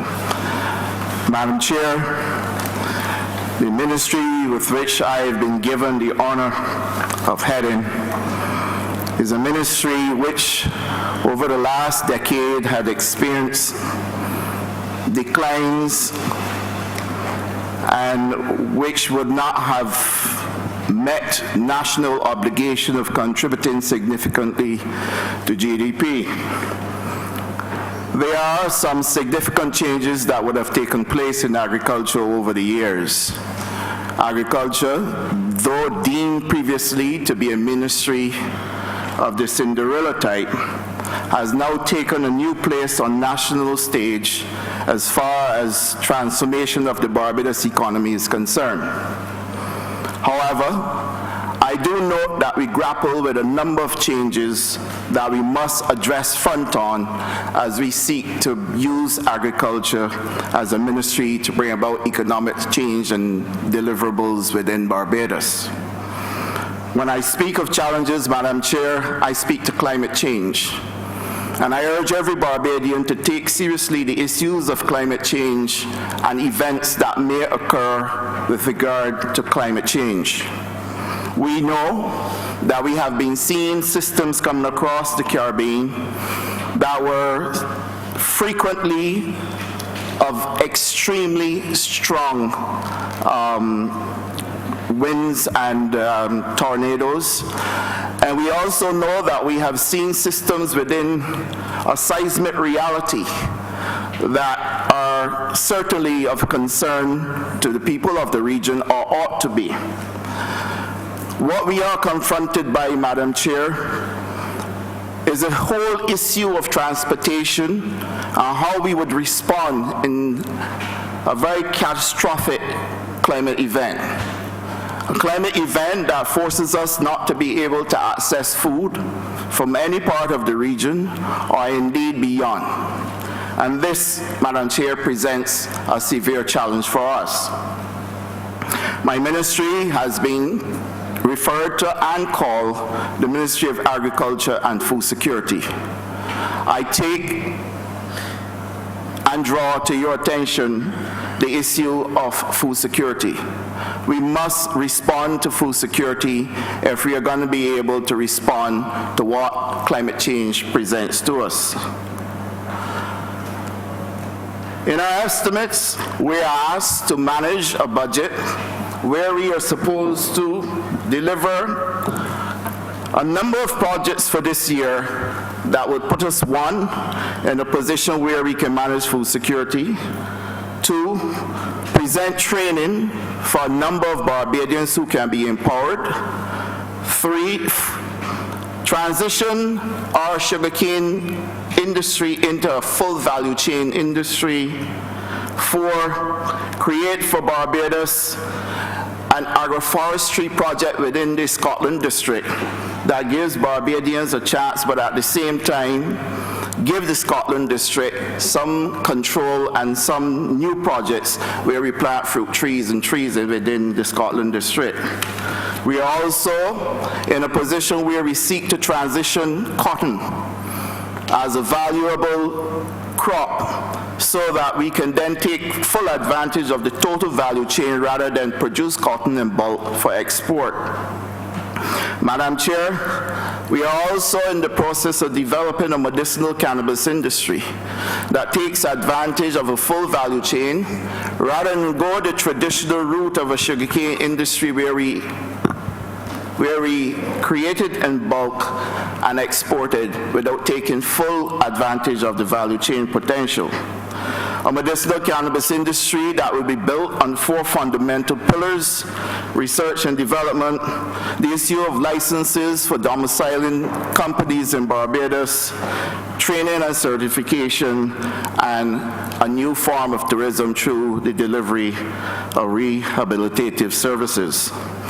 We are also in the process of developing a black belly sheep industry that takes full advantage of the value chain in terms of the use of the meat for hotel services sector, in addition to the skin, which gives you full value in terms of developing a leather industry. Madam Chair, the Ministry of Agriculture and Food Security also recognizes the fact that there is the use of technology in agriculture today. And so, we stand ready to introduce systems within Barbados to address the way we grow food in this country.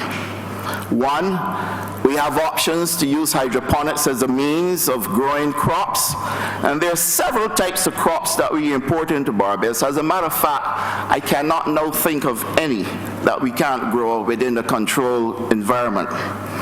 I am also cognizant of the fact that my ministry was able, through an arrangement with the FAO, brought both the upper and lower chamber of this parliament to a session to discuss the whole concept of our school feeding program, where we look to see how we can get our school children eating healthier foods and addressing issues of chronic non-communicable diseases. We are cognizant also of the fact that we must attract young people to agriculture. And so under our Farmers Empowerment and Enfranchisement Drive, which is a project that is going to be managed by the BADMC, Barbados Agriculture and Development Marketing Corporation, we are looking to provide training in hydroponics by setting up a temperature control unit at the Ministry of Agriculture at Graham Hall, as well as at the headquarters of the BADMC. Farmers will be trained in the use of controlled environments where we look to the use of apps. And so in those environments, those apps will be used on mobile phones, and farmers will be able to do farming by way of a greenhouse farm that they use apps to manage the entire farm, the entire process, from turning on the lights, controlling the heat system, controlling the cooling system, the planting system, the sprinklers, the whole works, including a revolving water system, because Barbados is a water-scarce country. And if we are going to address the issue of water scarcity, then future agriculture projects must also be cognizant of where we are going and how we seek to address the issue of water scarcity. There are many places in Barbados, Madam Chair, where we can do agriculture, but the problem that confronts us is that we have a water problem. We are also looking to introduce our young people to apiculture, where we introduce people to keeping bees and giving them the requisite training that is required so that we produce our own honey locally. We've done well, Madam Chair, in terms of tubers and root crops, and we will continue with those. Those crops, basically, if we were to experience a climate event, be it, let's say, a flood, we know for sure that those crops will still be protected and we can go back still and reap those. Well, Madam Chair, I have had to deal with an issue that has been an issue across Barbados for many decades. And that issue, Madam Chair, is the issue of managing the Barbados sugar cane or Barbados sugar industry. We have an entity called the Barbados Agricultural Management Corporation, and under that entity, we seek basically, well, in the past, other entities were created because you had the Barbados Cane Industry Corporation as well that also got involved in the development and management of the sugar industry, where we were supposed to transition from just sugar to an entire value chain industry. I am happy to report that the BCIC is now closed because the purpose for which it had served is now past. And so we are now looking to create a private-public sector partnership where we are going forward using a full value chain industry, going from sugar to syrup to renewable energy. And the work is already in process, Madam Chair, to make sure that we can deliver a prospectus to the public in Barbados somewhere around mid-year or close to. I see the Ministry of Agriculture not as a simple ministry, but one that must also be involved in research and development. And my goal and vision for the Ministry of Agriculture is to have the ministry focus on research and development, because to me that is the real role of the ministry. All the SOEs, they can be passed on to the private sector by way of creating partnerships. And I have simply said that the BADMC should basically use this opportunity to engage the private sector into getting involved in agro-processing and all of the agro projects that are falling under the BADMC. And I've simply said also on the Southern Meats, where Southern Meats does not operate to full capacity, that they now need to engage the small farmers of Barbados to offer up to them an opportunity of ownership, and so that they need now to transition the Southern Meats from an entity that has government shares to an entity that is owned by the private sector, but not just owned by one big player, but one that gives an opportunity for the small farmers to be able to participate. And once a man has skin in the game, the obvious thing he would do is make sure it works. Currently, they're operating below capacity, and this is a matter that we need to address. We also have the government analytical services, where every single thing that we consume goes to the government analytical services for testing. And once we are doing imports, we have to make sure that a lot of the food that we are consuming is tested as well.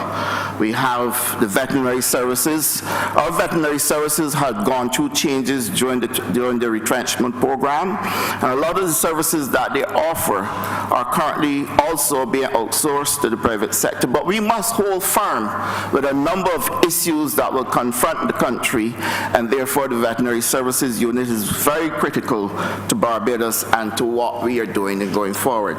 We must also be cognizant of the fact that because of the way Barbados is set up, we must rotate our crops to protect the ecology of the country, but at the same time we must be able to avoid root crop diseases, and the only way we can do this, Madam Chair, is to make sure that the ministry continues to function by way of providing the research and development to the farmers, whilst at the same time, Madam Chair, look to develop a plant nursery that produces clean planting material for crops that we plant in Barbados. And of course, we have our Soil Conservation Unit, which manages a number of the issues in the Scotland District and would take full responsibility for our agroforestry project. These, Madam Chair, are the projects that I have created with my team to make sure that we can transition Barbados and transition agriculture to take its rightful place in the transitioning of Barbados' economy. I now beg that this head do now stand par. Honorable Leader of the Opposition. Thank you, ma'am. I had been advised that because we are virtually out of time, the Honorable Minister, my friend from St. Philip South, would have been brief.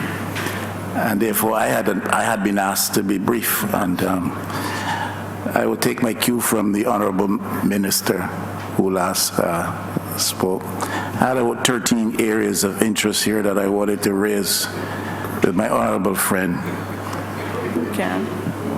But I will just perhaps raise 2 or 3, because he's actually made passing reference to 7 of them, the important. But I believe one good measure of the worth of any estimates presentation for any ministry is the extent to which it serves national goals. With respect to agriculture, I would think that the numbers here represented in your estimates are measured in part, but significantly so,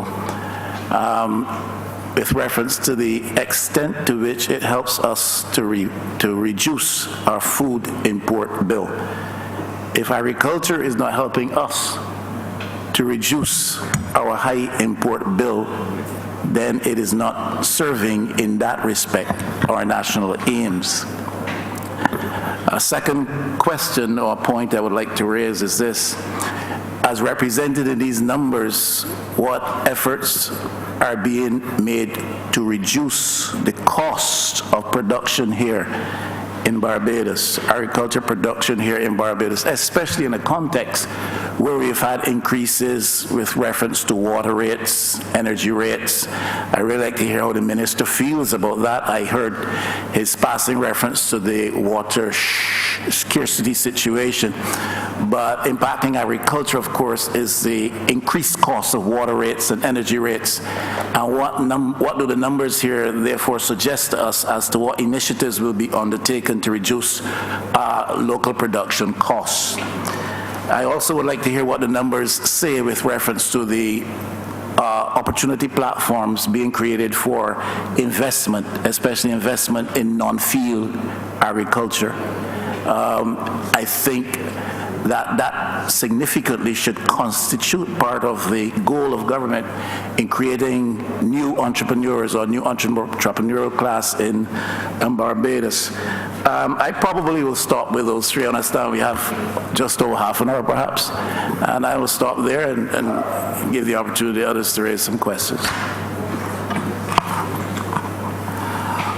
Honorable Member, I thank you for your intervention. I do recognize that farmers had already approached the ministry with regard to the increase in costs of water and the increase in costs of energy.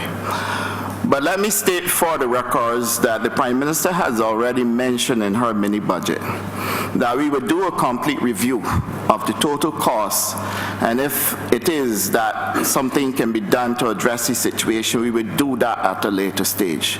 We are currently in a BERT program, and we must see the program through. We have our are goals to meet within the program. And I believe the time has come where every Barbadian must play his part.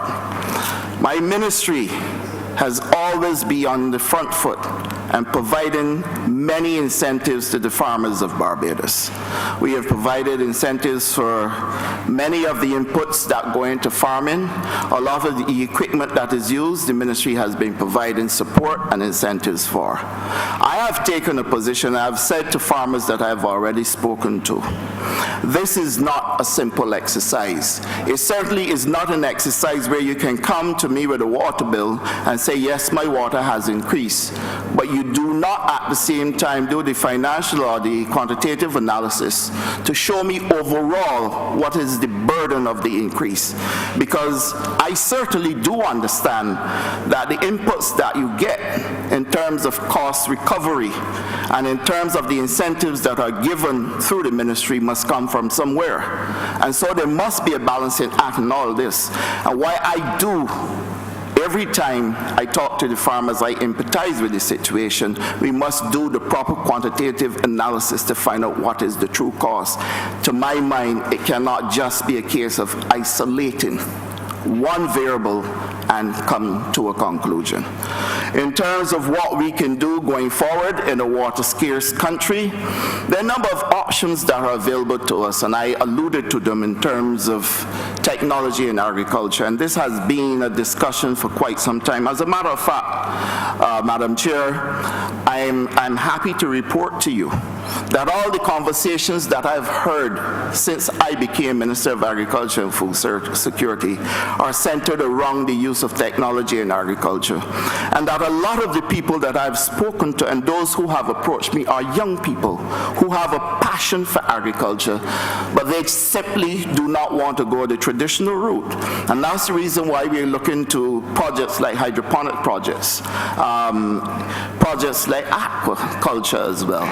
And for us at the ministry, we believe that this will represent the change and create that paradigm shift that we need in order to be able to address the issues that the honorable member raised.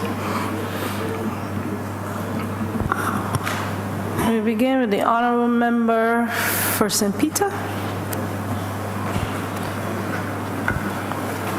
Thank you very much, Madam Chair. I would want to begin first by stating that I believe the Minister of Agriculture has brought and is bringing I sense it from not just his remarks here this evening, but hearing him in cabinet and in this chamber from time to time. He has brought an energy, a dynamism, and a business approach to the matter of agriculture. And I really contrast it to the days of people who claim that it is a half-day job. I believe probably he wishes it was a half-day job. He spoke to some, what he considers pretty modern and exciting developments, apps and aquaponics, hydroponics, dealing with value chain as relates to various products, including black belly sheep, etc. I would want to ask two brief questions because I'm cognizant of the time. Do you think, Minister, that the ministry as currently structured has the skills or the appetite for going in this new, modern, exciting direction? And the second question has to do with food security, and I'm wondering how your ministry is focusing on that. And I'm thinking particularly about the challenge we have. Well, it's not a challenge yet, but people are discussing the matter of the geopolitics of the area. Venezuela, we don't know what is next. How is the ministry focusing on the matter of food security? That was the second question. Thank you, Honorable Member. First, let me state that I do have every confidence in the skill set that we have at the Ministry of Agriculture. I have to my left a Chief Agriculture Officer that is highly trained, and he has made his way up through the ministry. He worked in entomology all the way up. A man that is trained in agriculture, where we should really want to not only hold on to his training, but to be able to take from him his tactic knowledge before he departs from the ministry. And oftentimes what happens is when you have highly skilled people who have not yet written the book or who have not yet documented the work that he or she is doing, it then becomes incumbent on us to be able to secure that knowledge that the person brings. The other thing is that I've got sitting here with me a number of people playing different roles in the ministry, all highly trained, and when I say highly trained, trained at the highest level. And so therefore I am comfortable and cognizant that we do have the suitable fit for what we are seeking to deliver in terms of the projects that we have worked on together and the projects that we are confident will be able to address issues of food security. Food security, and I will ask the Chief Agriculture Officer to comment some on it because he also has his views on food security. As a matter of fact, he's gone as far as saying he believed that we should reach the point where we have food sovereignty. But for us, food security takes into consideration a number of things, and that's the reason why I am so passionate about making that transition from traditional agriculture into a more contemporary type of agriculture. And some of the things that we've discussed, for example, hurricanes. How would a hurricane impact Barbados, and what do we need to do? If, say, for example, we were to get a hurricane presently, we would struggle to be able to continue to feed this nation unless we have got before us a sort of reserve of food that we can call upon. But the one thing that we cannot control at this point in time is transportation, and that is a big one that has to be addressed. However, there are a couple of things that we can do, and those things I will ask the Chief Agriculture Officer to respond to. But I know for sure that many of the environments that I am speaking to in terms of the creation of tunnels and hydroponic greenhouses, etc., can withstand up to a Category 4 hurricane. Now, what we need to do is to be able then to create the seed banks that we need, and at the same time we must be able to move at pace to get these systems across Barbados and to be able to get enough farmers empowered. And I will speak some more to the farmers empowerment and enfranchisement drive if time permits, but I want the Chief Agriculture Officer to respond to the question. Thank you, Minister. Thank you, Madam Chair. Indeed, a number of aspects to food security, which I'll touch quickly on. Food security is essentially the ability of a country to have enough food or have access to enough food for its people. One of the things that it omits is the issue of at an affordable price. Food security does not necessarily speak about accessing food at affordable prices. And I think the leader of the opposition alluded to the high food import bill. One of the things that I want to say is that you can be food secure and still have a very high food import bill because you are essentially importing food at high prices from other places. So being food secure does not necessarily translate into a low food import bill. The things that we need to do in Barbados, and Minister alluded to the issue of climate change, which is something which is real, whether it is man-made or by divine intervention. We know that climate change is something that is real. And in the event that there is some catastrophic, and I'm talking about a physical event and not necessarily a geopolitical event, whereby Barbados is unable to access food from other sources, we have to be able to feed ourselves. One of the things that we need to do, first of all, is to conserve our local germplasm, our local land races. And I'll tell you why I'm talking about that.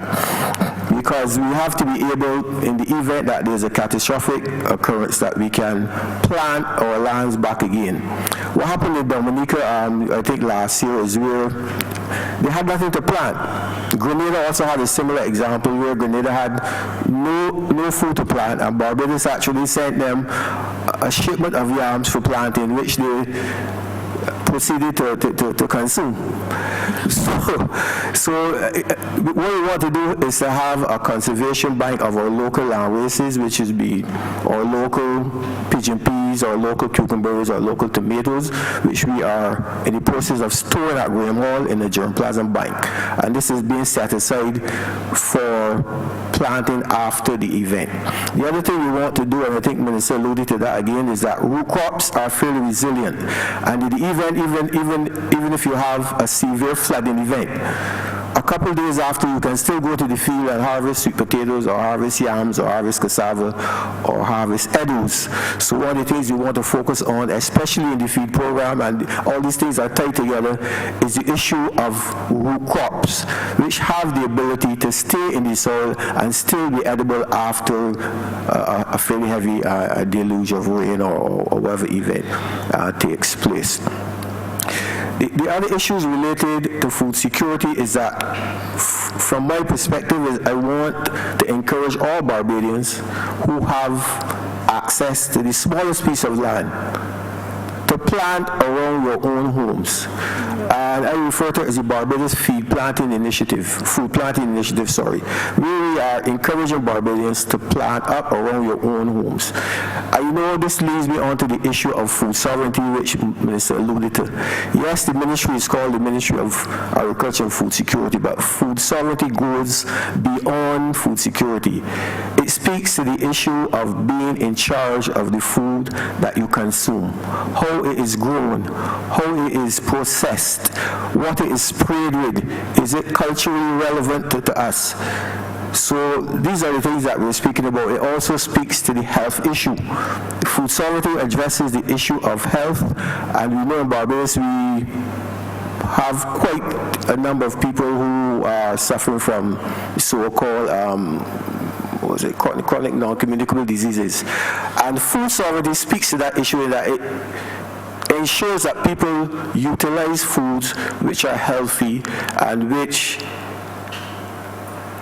are processed and treated in a manner whereby any deleterious effects from harmful chemicals will be reduced to minimum. So that is what we like to speak about food sovereignty. We want the people in Barbados not only to have food, but to have healthy food. And another aspect, Madam Chair, is that food sovereignty not only speaks to the issue of having healthy food, but also speaks to the issue of having food at affordable prices. Because you can have the healthiest food, if you can't buy it, you're still not doing anything. So one of the things that it speaks to is the issue of having food at affordable prices. And again, it goes on to the issue where the Leader of Opposition asks us about cost of production. One of the things that we're challenged with is a high cost of production in Barbados. You know, there are high labor costs, which we essentially cannot do anything about.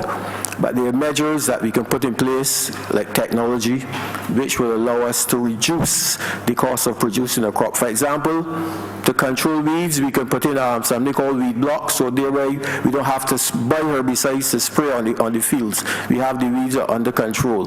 We have companion planting, where we can plant certain plants together, which reduces the pest buildup. So there are a number of things that we can do to assist the farmer, and I won't go into any more because we don't have time, as I just heard. So those are some of the things that we can do to reduce the cost of production. As long as we can get our cost of production down, then we can have an impact on our food import bill. And just quote my indulgence, Madam Chair, we hear a lot of talk about the food import bill for Barbados, but I think we need to be clear and we need to be honest about the food import bill. If you take a close examination of the food import bill for Barbados, you will note that over 60% of the food imported is processed food, wines and spirits and other processed foods. There's no country in the world that would import $600 million in fresh meat and fruits and vegetables. So if you note, you will see that we need to focus a lot on the agro-processing issues within this country. And I don't know if it's for the Ministry of Agriculture or in conjunction with another ministry, but we need to focus on agro-processing because we use a lot of processed stuff, and if we're going to continue along that line, we have to be able to produce some of these things ourselves. And if you look around the region, you'll find that Antigua and Barbuda, Jamaica, Barbados, and Bahamas have the highest food import bills for the Caribbean. And there's a reason for that, because they are also amongst the major tourist destinations in the region. So, yes, we can make a dent on our food import bill. There's certain things that we can work on, but there are other things that require a bit more issue as it relates to processing of foods. Thank you. Honorable Member for Christchurch West Central.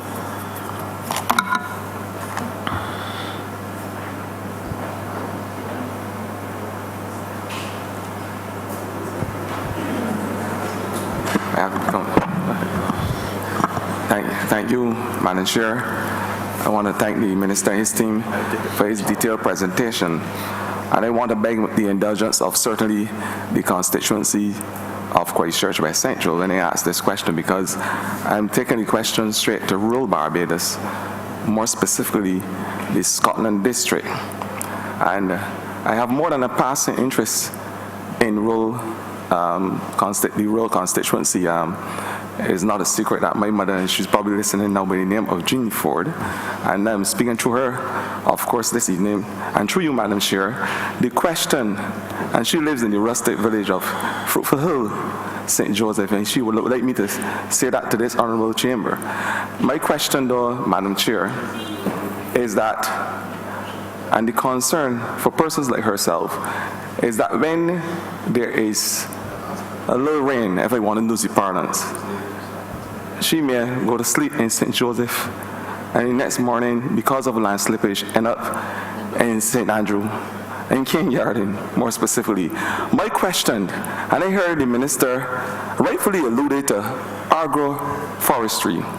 My question to you, Minister, does your ministry have any plans at all to use agroforestry in order to stop and avert the land slippage in rural Barbados, especially as it relates to using them with the gabions, and we know that this is used in other parts of the world successfully to help avert the land slippage, and obviously using agroforestry as a biodiversity mechanism.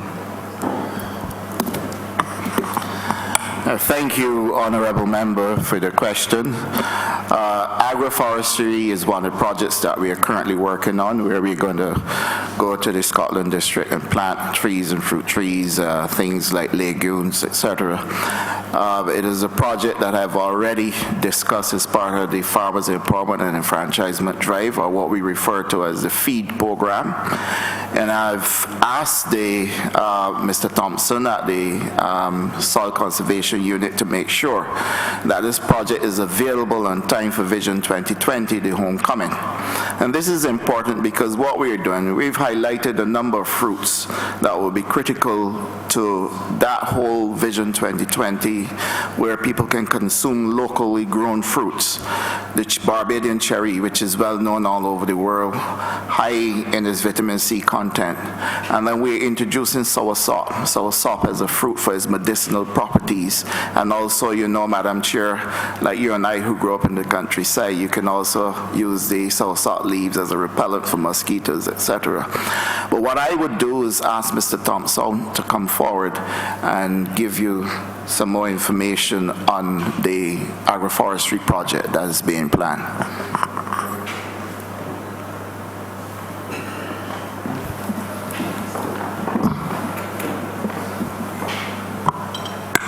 Thank you. Currently, we have interest to know that currently there's an agroforestry project within the Soil Conservation Unit, and we maintain so far about 60 acres of agroforestry within the district. As of last year, one of the recent projects happened to be in the Morgan Lewis Bay, where we planted at least 400 forestry species. So there is an agroforestry project currently in force, and with the new thrust, it therefore means that we will have to engage BADMC for some crown lands. We'll have to engage private farmers. We've already spoken to one of the co-op members for the farmers in St. Andrew, and he has planned that we will meet shortly to discuss the matter. There are also the private landowners, other private landowners, that we will be making contact with to further roll out this program. So there is, in fact, yes, an agroforestry project in play as we speak, but it will be greatly expanded to accommodate new varieties of fruit trees and forestry species. Between 2017 and 2018, relative to the introduction of new material, we would have introduced 18 new varieties of mangoes into Barbados. We now have some of the more exotic fruits like longan we're working on, rambutan, the dragon fruit. So yes, there is an effort to further revegetate the Scotland district using agroforestry.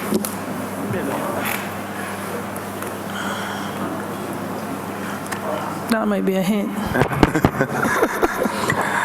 My follow-up question to you, and studies have revealed that deforestation is responsible for a lot of the land slippage, even in the Scotland district. I want to know from the minister if we are looking to put any laws in place to prevent this from happening, recognizing that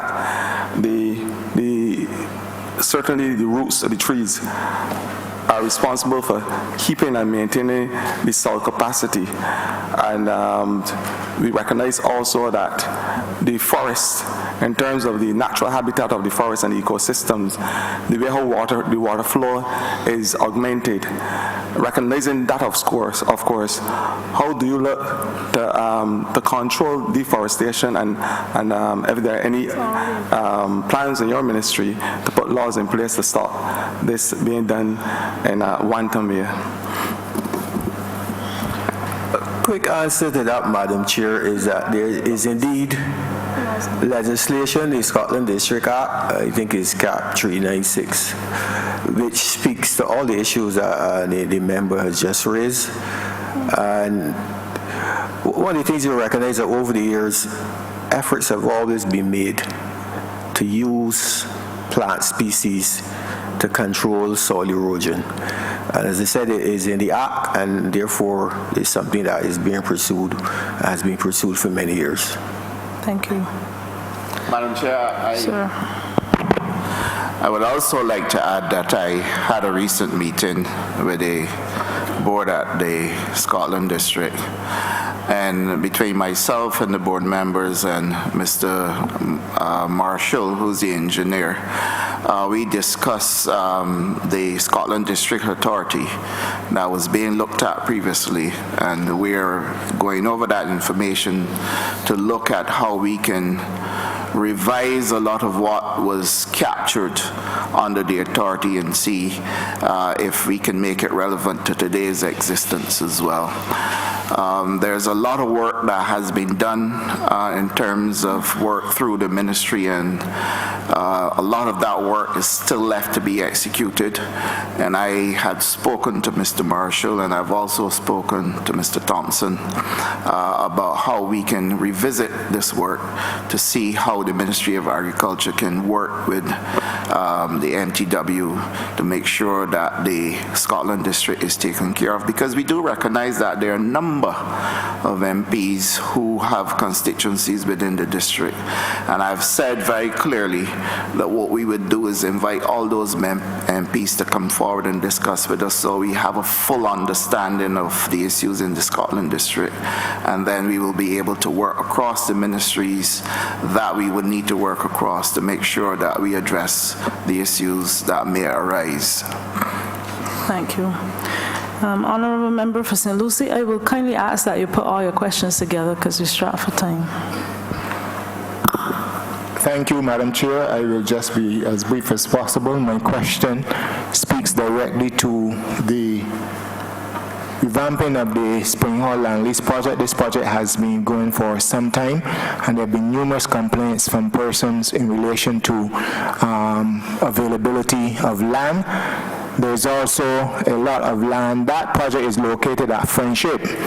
There's also a lot of land coming from the Spring Hall plantation in itself, which is now overtaken by bush and a lot of other vegetation and so on. And a number of our young people are interested in getting into the farming. So I want to know from the minister or anyone of his team, what are the plans for the revamping of this, if there are any, of the Spring Hall land lease project, and how to include youth in the new distribution of land in St. Lucie, whether it's part of the land lease project or the lands from plantations that are now not being worked. The Spring Hall project that you alluded to is a project that falls under the BADMC, and I would invite the representative from the BADMC to give you details on the project. Change.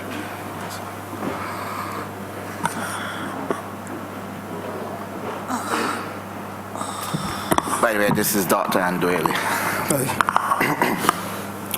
Good evening, Madam Chair. The Spring Hall Land Lease Project is a farming district as in Friendship, St. Lucie. It's about just over 400 acres, and we currently have 52 farmers allocated to lands at Spring Hall. But we heard the minister mention several times the FEED program, which is the Farmers Empowerment and Enfranchisement Drive, and Spring Hall and some of the surrounding lands in that area, Mount Poya, for example. These areas are targeted as new potential sites for the placement of new farmers. All right. With the place, when you mentioned the youth, the youth is a vulnerable group and is one of the groups that is the target of this FEED program. Currently, we have open, basically inviting several persons, including youth, to apply, and several have expressed their interest in coming on board with this FEED program. And to support the youth for this drive, we are going to push the contemporary agriculture, as again we heard the minister mention so often. But we also want to give the youth a startup when they come onto these lands. So when we say a startup, even if they're doing open field agriculture, because we still have some persons who are still interested in open field agriculture, we will offer the land preparation. We will be offering the irrigation infrastructure. We will be giving them the seeds. And we have been working with a seed company for over a year now, which specializes in special varieties that are a bit more drought tolerant and drought resistant, which we have conducted trials again over the past year, and we have received some very positive results from these trials. And then also, if the farmer, the youth coming onto the program, they have access to water, and they'll be given a 3-month grace period in terms of the payment for the water. And usually our water, currently from our current system, is at a subsidized rate, right? So they'll be paying less than if they go the route of the potable or domestic water. But they'll be given a grace period until they can make at least their first harvest, right? So that's what we are, to encourage the youth to come onto the program. We're also going to aid in the marketing of the produce as well. One of the cries of the farming community is the marketing of their produce. So the BADMC, we have a pack house located at the Ferry Valley Plantation headquarters. And once the farmer come onto the program, we are requesting that at least we take approximately 40% of their harvest, and we are going to market their produce for them through our pack house. Since, let's say, for the past 4 to 5 months, the pack house has been working with some of the major retailers on the island, along with the BHTA, forming some relationships, and we have started supplying some of these major retail outlets and some of these hotels with produce in anticipation that when more farmers come onto the program, that these these markets and these buyers already in place, and then we can just act as a centralized location. The farmer can bring the produce to our pack house, and then we do the marketing then for the farmer.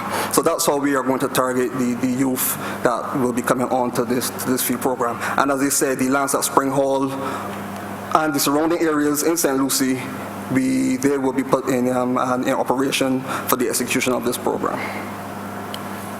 We certainly look forward to that, and I will be in constant contact with you through the Minister, for sure. Thank you. Thank you. Honourable Member for St. John. Thank you, Madam Chair. My question, Honourable Minister, relates to bullet 4 of your strategic goals. Rural constituency, St. John. And I am keen to find out about the development of the black belly industry, also the add-on, the value addeds, including cheese, yogurt. Will you be providing training for those persons who would be maybe interested in developing a cottage industry out of the same black belly industry? A little tongue twisted there, yeah? So that is my question. I mean, I need information about the black belly industry and the value added that speaks to the development of cottage industries. And it's also for Madam Chair as well. Nice try. Thank you, Honourable Member. In my preamble, I alluded to the fact that we are going the full value chain, so that we will be doing a rapid expansion program at Greenland, where we can increase the number of black belly sheep we have in Barbados. And at the same time, we have taken on a consultant to the ministry in Dr. Leroy McLean to be able to help drive this program and get us up to the levels that we need to get to, where we can then empower farmers as well to get involved in black belly sheep farming specifically, but not limited to. And so the feed program will also include livestock farming using the black belly sheep as one option through which farmers can be empowered. And yes, of course, that then leads to all the other cottage industry potential that will be available. What I would do first of all is invite Mr. John Vaughan from Greenland to come forward and explain to you how we've been working in terms of the rapid expansion project, and then I would invite Dr. Leroy McLean to come and give an update on where the program and the project is at this stage. So first Mr. John Vaughan from Greenland, and then Dr. Leroy McLean.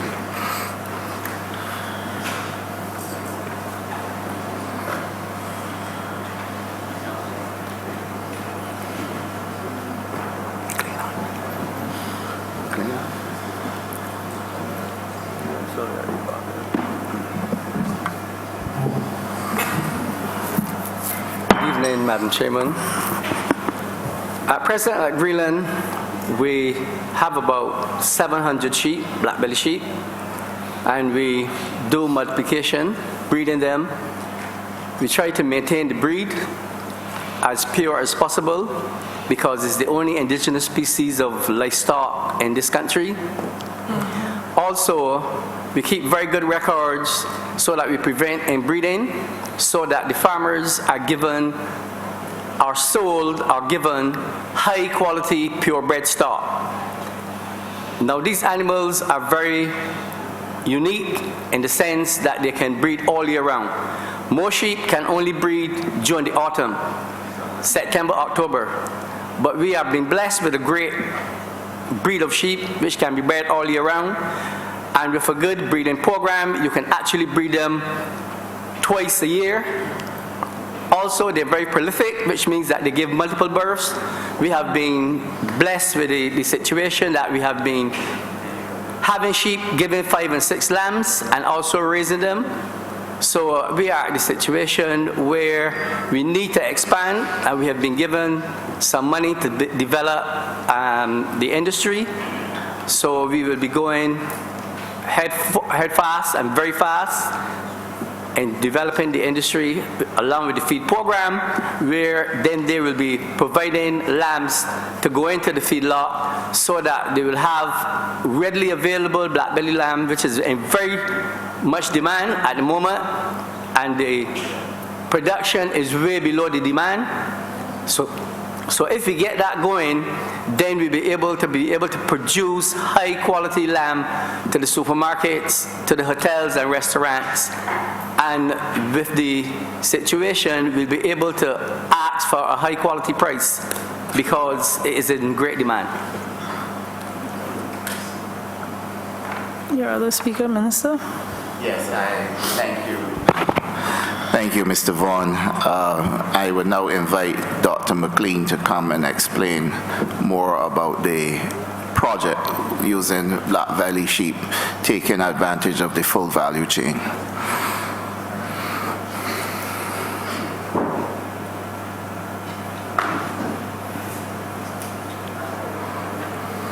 All right, thank you, Minister, and good evening, Madam Chair.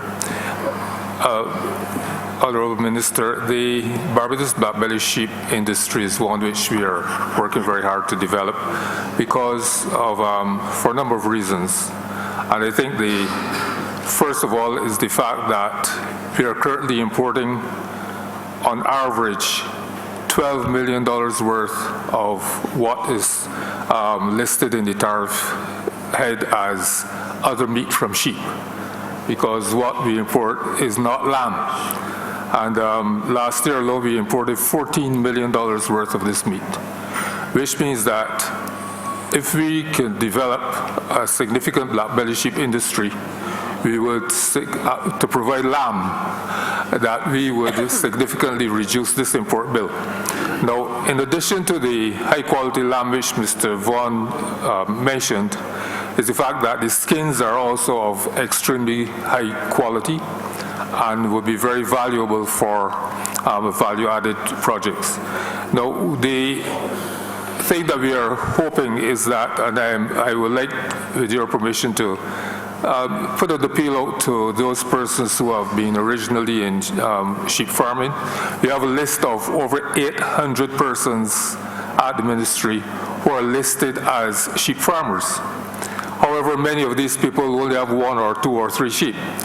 So what we are hoping to do is to move these people who are now what we call hobby farmers or part-time farmers.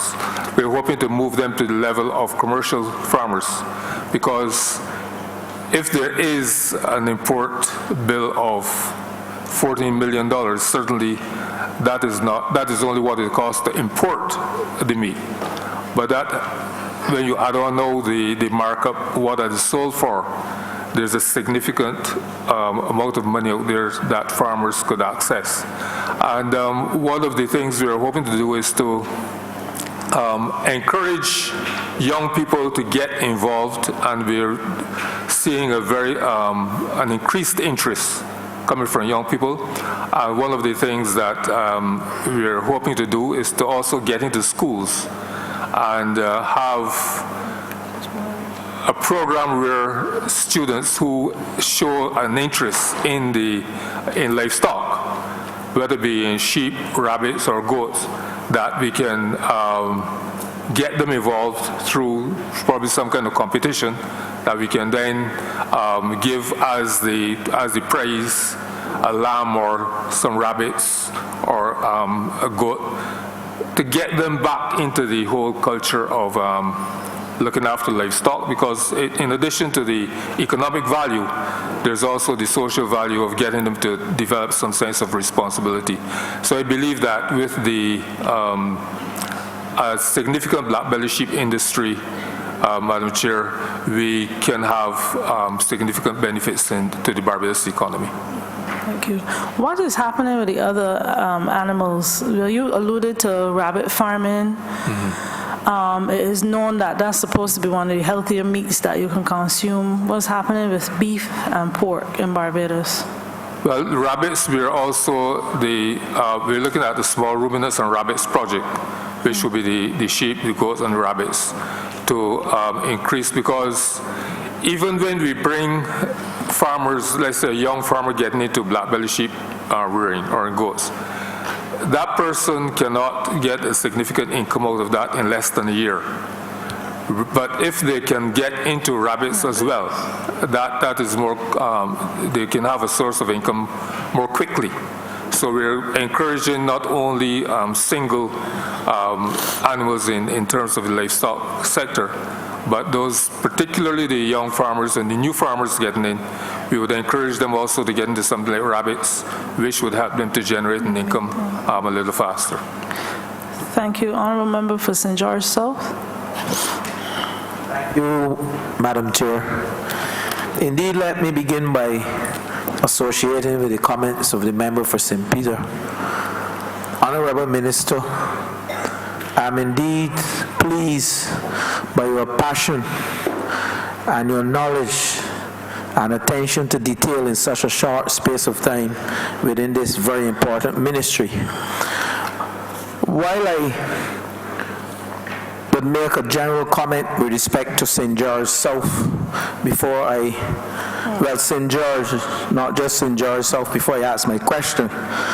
My comment is based on the number of plantations that still exist within that belt we call the food basket of the country, whether Brighton, Bottles, the Mount, Boarded Hall, Drexel, and on the outskirts, Edgecombe. And I want to throw the challenge to the Ministry of Agriculture to maintain St. George as the breadbasket of this country. And having said that, my question to you, Mr. Minister, we have had several studies over the years, successive governments, and studies show that we can be self-sufficient in root crop production. But we have heard a number of comments and speeches and little action. I want to hear from you in the short time that we have. What are your plans and the ministry's plan to bring into reality and to bring into being the self-sufficient nature of this country in terms of root crop production? I've been hearing it for a while. So over to you and your team, Minister. Thank you, Honourable Member. And I hear your passion for St. George and wish to assure you that I would do everything in my power to make sure that we work with you and indeed the farmers in St. George. But let me say to you that if there's one geographic location in Barbados that has done well with agriculture, it is St. George. And most of the plantation lands in St. George are still currently being owned and managed by private farmers. One good example is the Brighton plantation that you alluded to, and what is it that they have going for them? A very good rotation program, which is important for agriculture. But at the same time, they have taken the initiative of creating their own market by having the Brighton market on Saturdays. So St. George is doing quite well in terms of agriculture. What I would like to focus on, though, however, is how we can look at the market, the glebe market in St. George, to bring about further improvement there, and at the same time create an opportunity for more farmers or vendors to participate. This is an area of high importance for the ministry, and I have spoken to the manager of markets about it as well. We have limited money in our budget, but we intend to make sure that we make the most productive use of it. In terms of root crop, the minister asked about root crops, and looking at the stats for root crops in terms of what we import, I am confident that even though we are not perfect, perhaps where root crops are concerned, we are doing extremely well in producing our own root crops. Importation into Barbados is at 0.25 compared to all the other crops that we import. And we import a number of things. We import dairy, we import eggs, we import fresh vegetables, we import fruit, we import meat, and then of course we import processed goods. We import some poultry as well. If we associate importation into Barbados in terms of food that we consume. Between the period January to December 2018, our food import bill stood at $683.8 million. But at the same time, a lot of that, high majority of that is attributed to processed foods. And foods in terms of consisting of primary agricultural goods is $176.49 million. So out of close to or trending towards of $1 billion in food import, primary agricultural goods is still only at $176.49 million. You take into consideration the other things like the Chief Agriculture Officer alluded to in terms of ketchups and all those things that we now will have to get our private farmers moving towards processing and producing in Barbados. The root crops as well. We had a very good program going at BADMC where the flour is being produced from cassava, and there's a program going with Purity Bakeries as well. Sweet potato chips, those are also on the market. What I would like to see us do, because we are doing quite well in terms of the produce, but the processing is where we need to get to, and we need to get there simply because I've always maintained that because of the perishability of agricultural products, that we cannot ignore the reality in processing.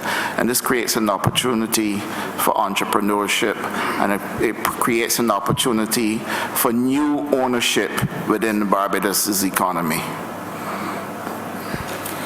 My final question, and indeed a comment, I'll premise it with a comment.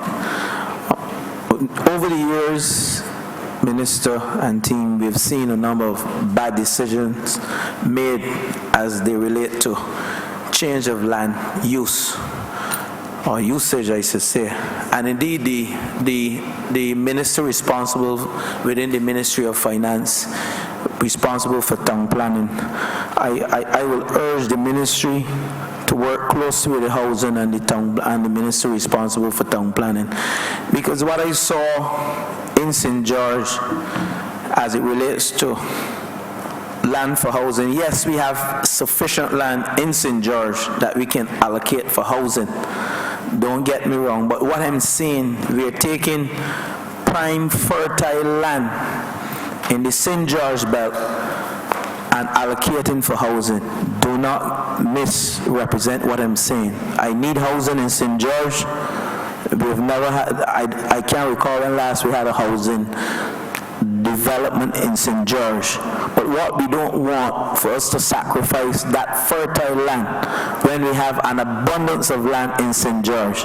So I will urge you, Mr. Minister, to work with the ministers in housing and in economic development and investment, because what I'm saying presently, I saw some madness done within the last administration, things that were not properly administered as it relates to land usage, and now we're paying the price, because as I say, Brighton Plantation is sitting probably one of the most well-established and managed plantations within Barbados, but yet we're seeing a challenge whereby Brighton land is being allocated for more housing when it is indeed land for agriculture. I welcome housing and I need housing in St. George, but just let's be wise and be careful as we seek to build out the housing infrastructure and also to develop agriculture in this country. Those are my words, Mr. Minister. Honorable Member, I thank you again for the comment. Let me say to you that there's a process through which applications for development for housing, or indeed applications for investment into the use of land in Barbados goes through. we at the ministry can play our part in terms of how we respond to the file and the investigations that we carry out when these applications come to us for change of use. But this is not something that is unique to just St. George. This is right across Barbados, and arable land is one of the things that we have to preserve because we've only got 28,000 acres of it left, I believe. 26, the permanent secretary is telling me 26. The last figure I heard was around 28,000. The point to be made, though, is that we have other options because there must be a balancing act. We have other options available to us in terms of how we treat agriculture. First of all, we have to protect the most fertile lands in agriculture. But there are lands as well that may not give us the same level of output or yield.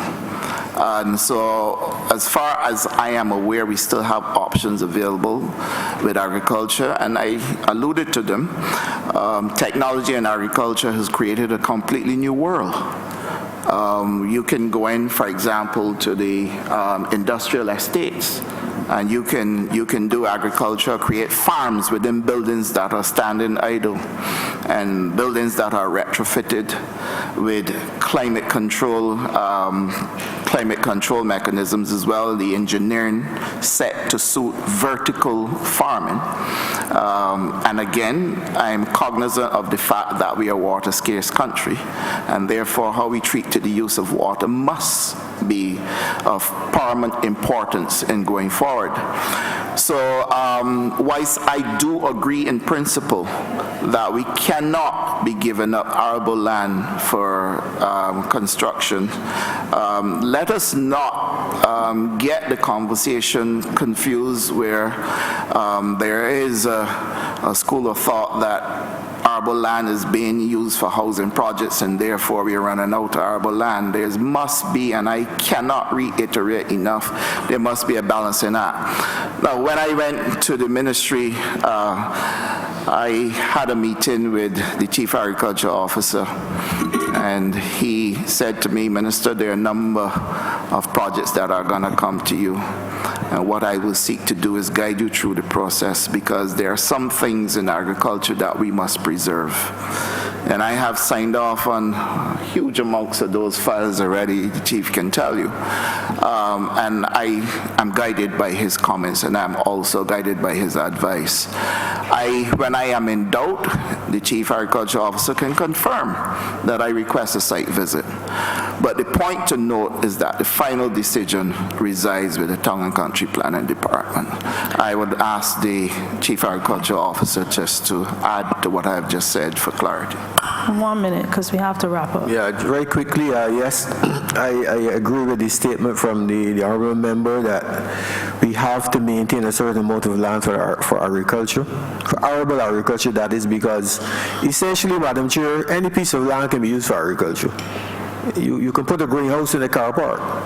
So, I mean, any land can be used for agriculture. But we're speaking of arable land, we have to maintain some arable land to grow certain things like root crops and cane and cotton and these sorts of things. And yes, we've been seeing a lot of applications for subdivision of land or removal from land, change the use of land out of agriculture. And I can speak to areas which I have seen myself where I almost cried when I saw the land at Lears wantonly destroyed to build houses. The land above Emerald City Supermarket destroyed to construct houses, some of the deepest soil in Barbados with water, with irrigation water, where you could be producing lots of crops in those areas. So yes, we have to strike a balance, and I understand that agriculture has always given away to housing and other stuff, but at the same time, technology is not a panacea. It can do some things, but we have to have a certain quantum of land left if we're going to be making sense with agriculture.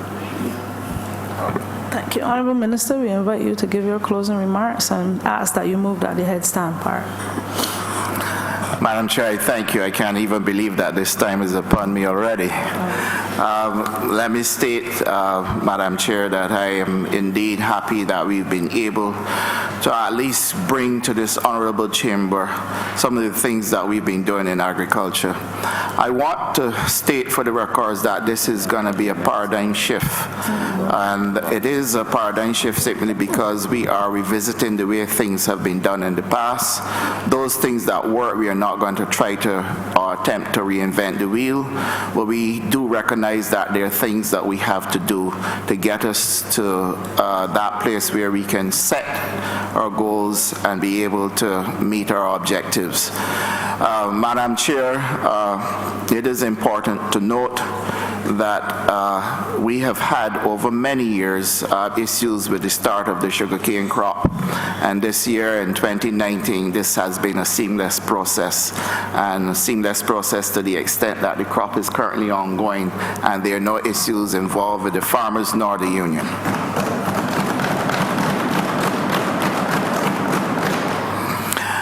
I also want to note that we are currently taking names of interested persons who want to participate in the feed program, so that when the project is launched, that too would also be a seamless process. And I invite farmers out there who have an interest in farming, not just traditional farming, because it will be a good mix of traditional farming and contemporary farming, to start to contact the BADMC. We are going to do a rollout project.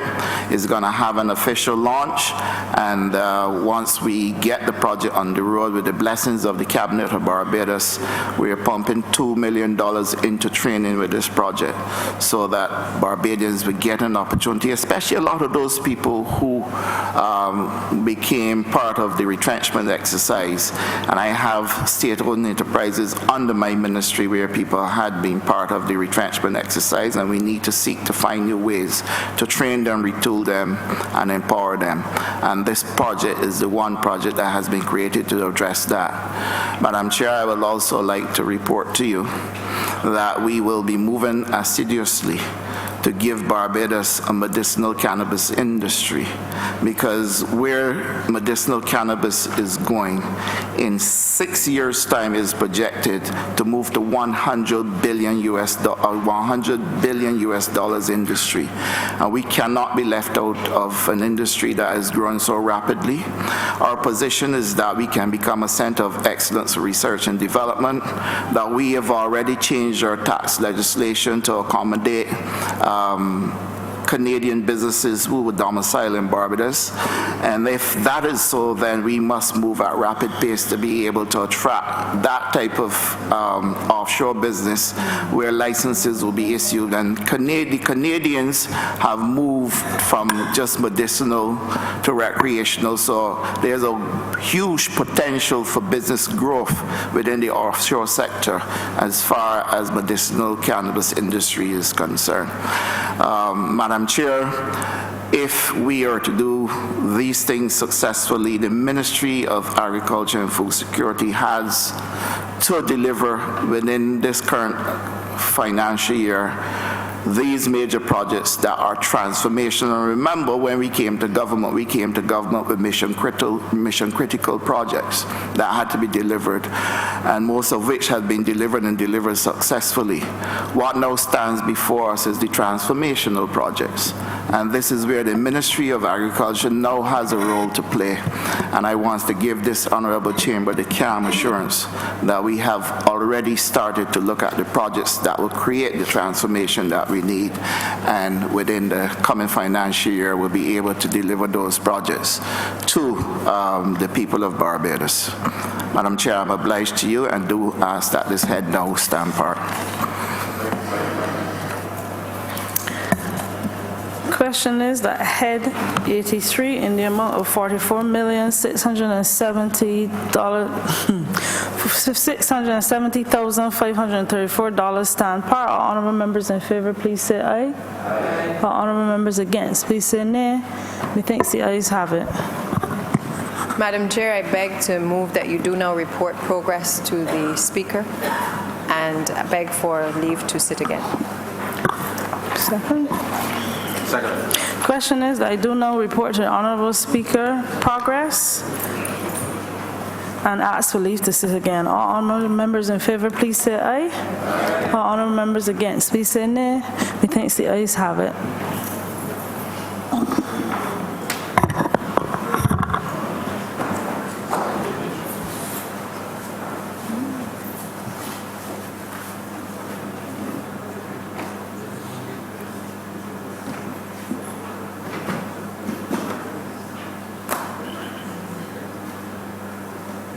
The chairman of committees has reported progress and humbly requests leave to sit again.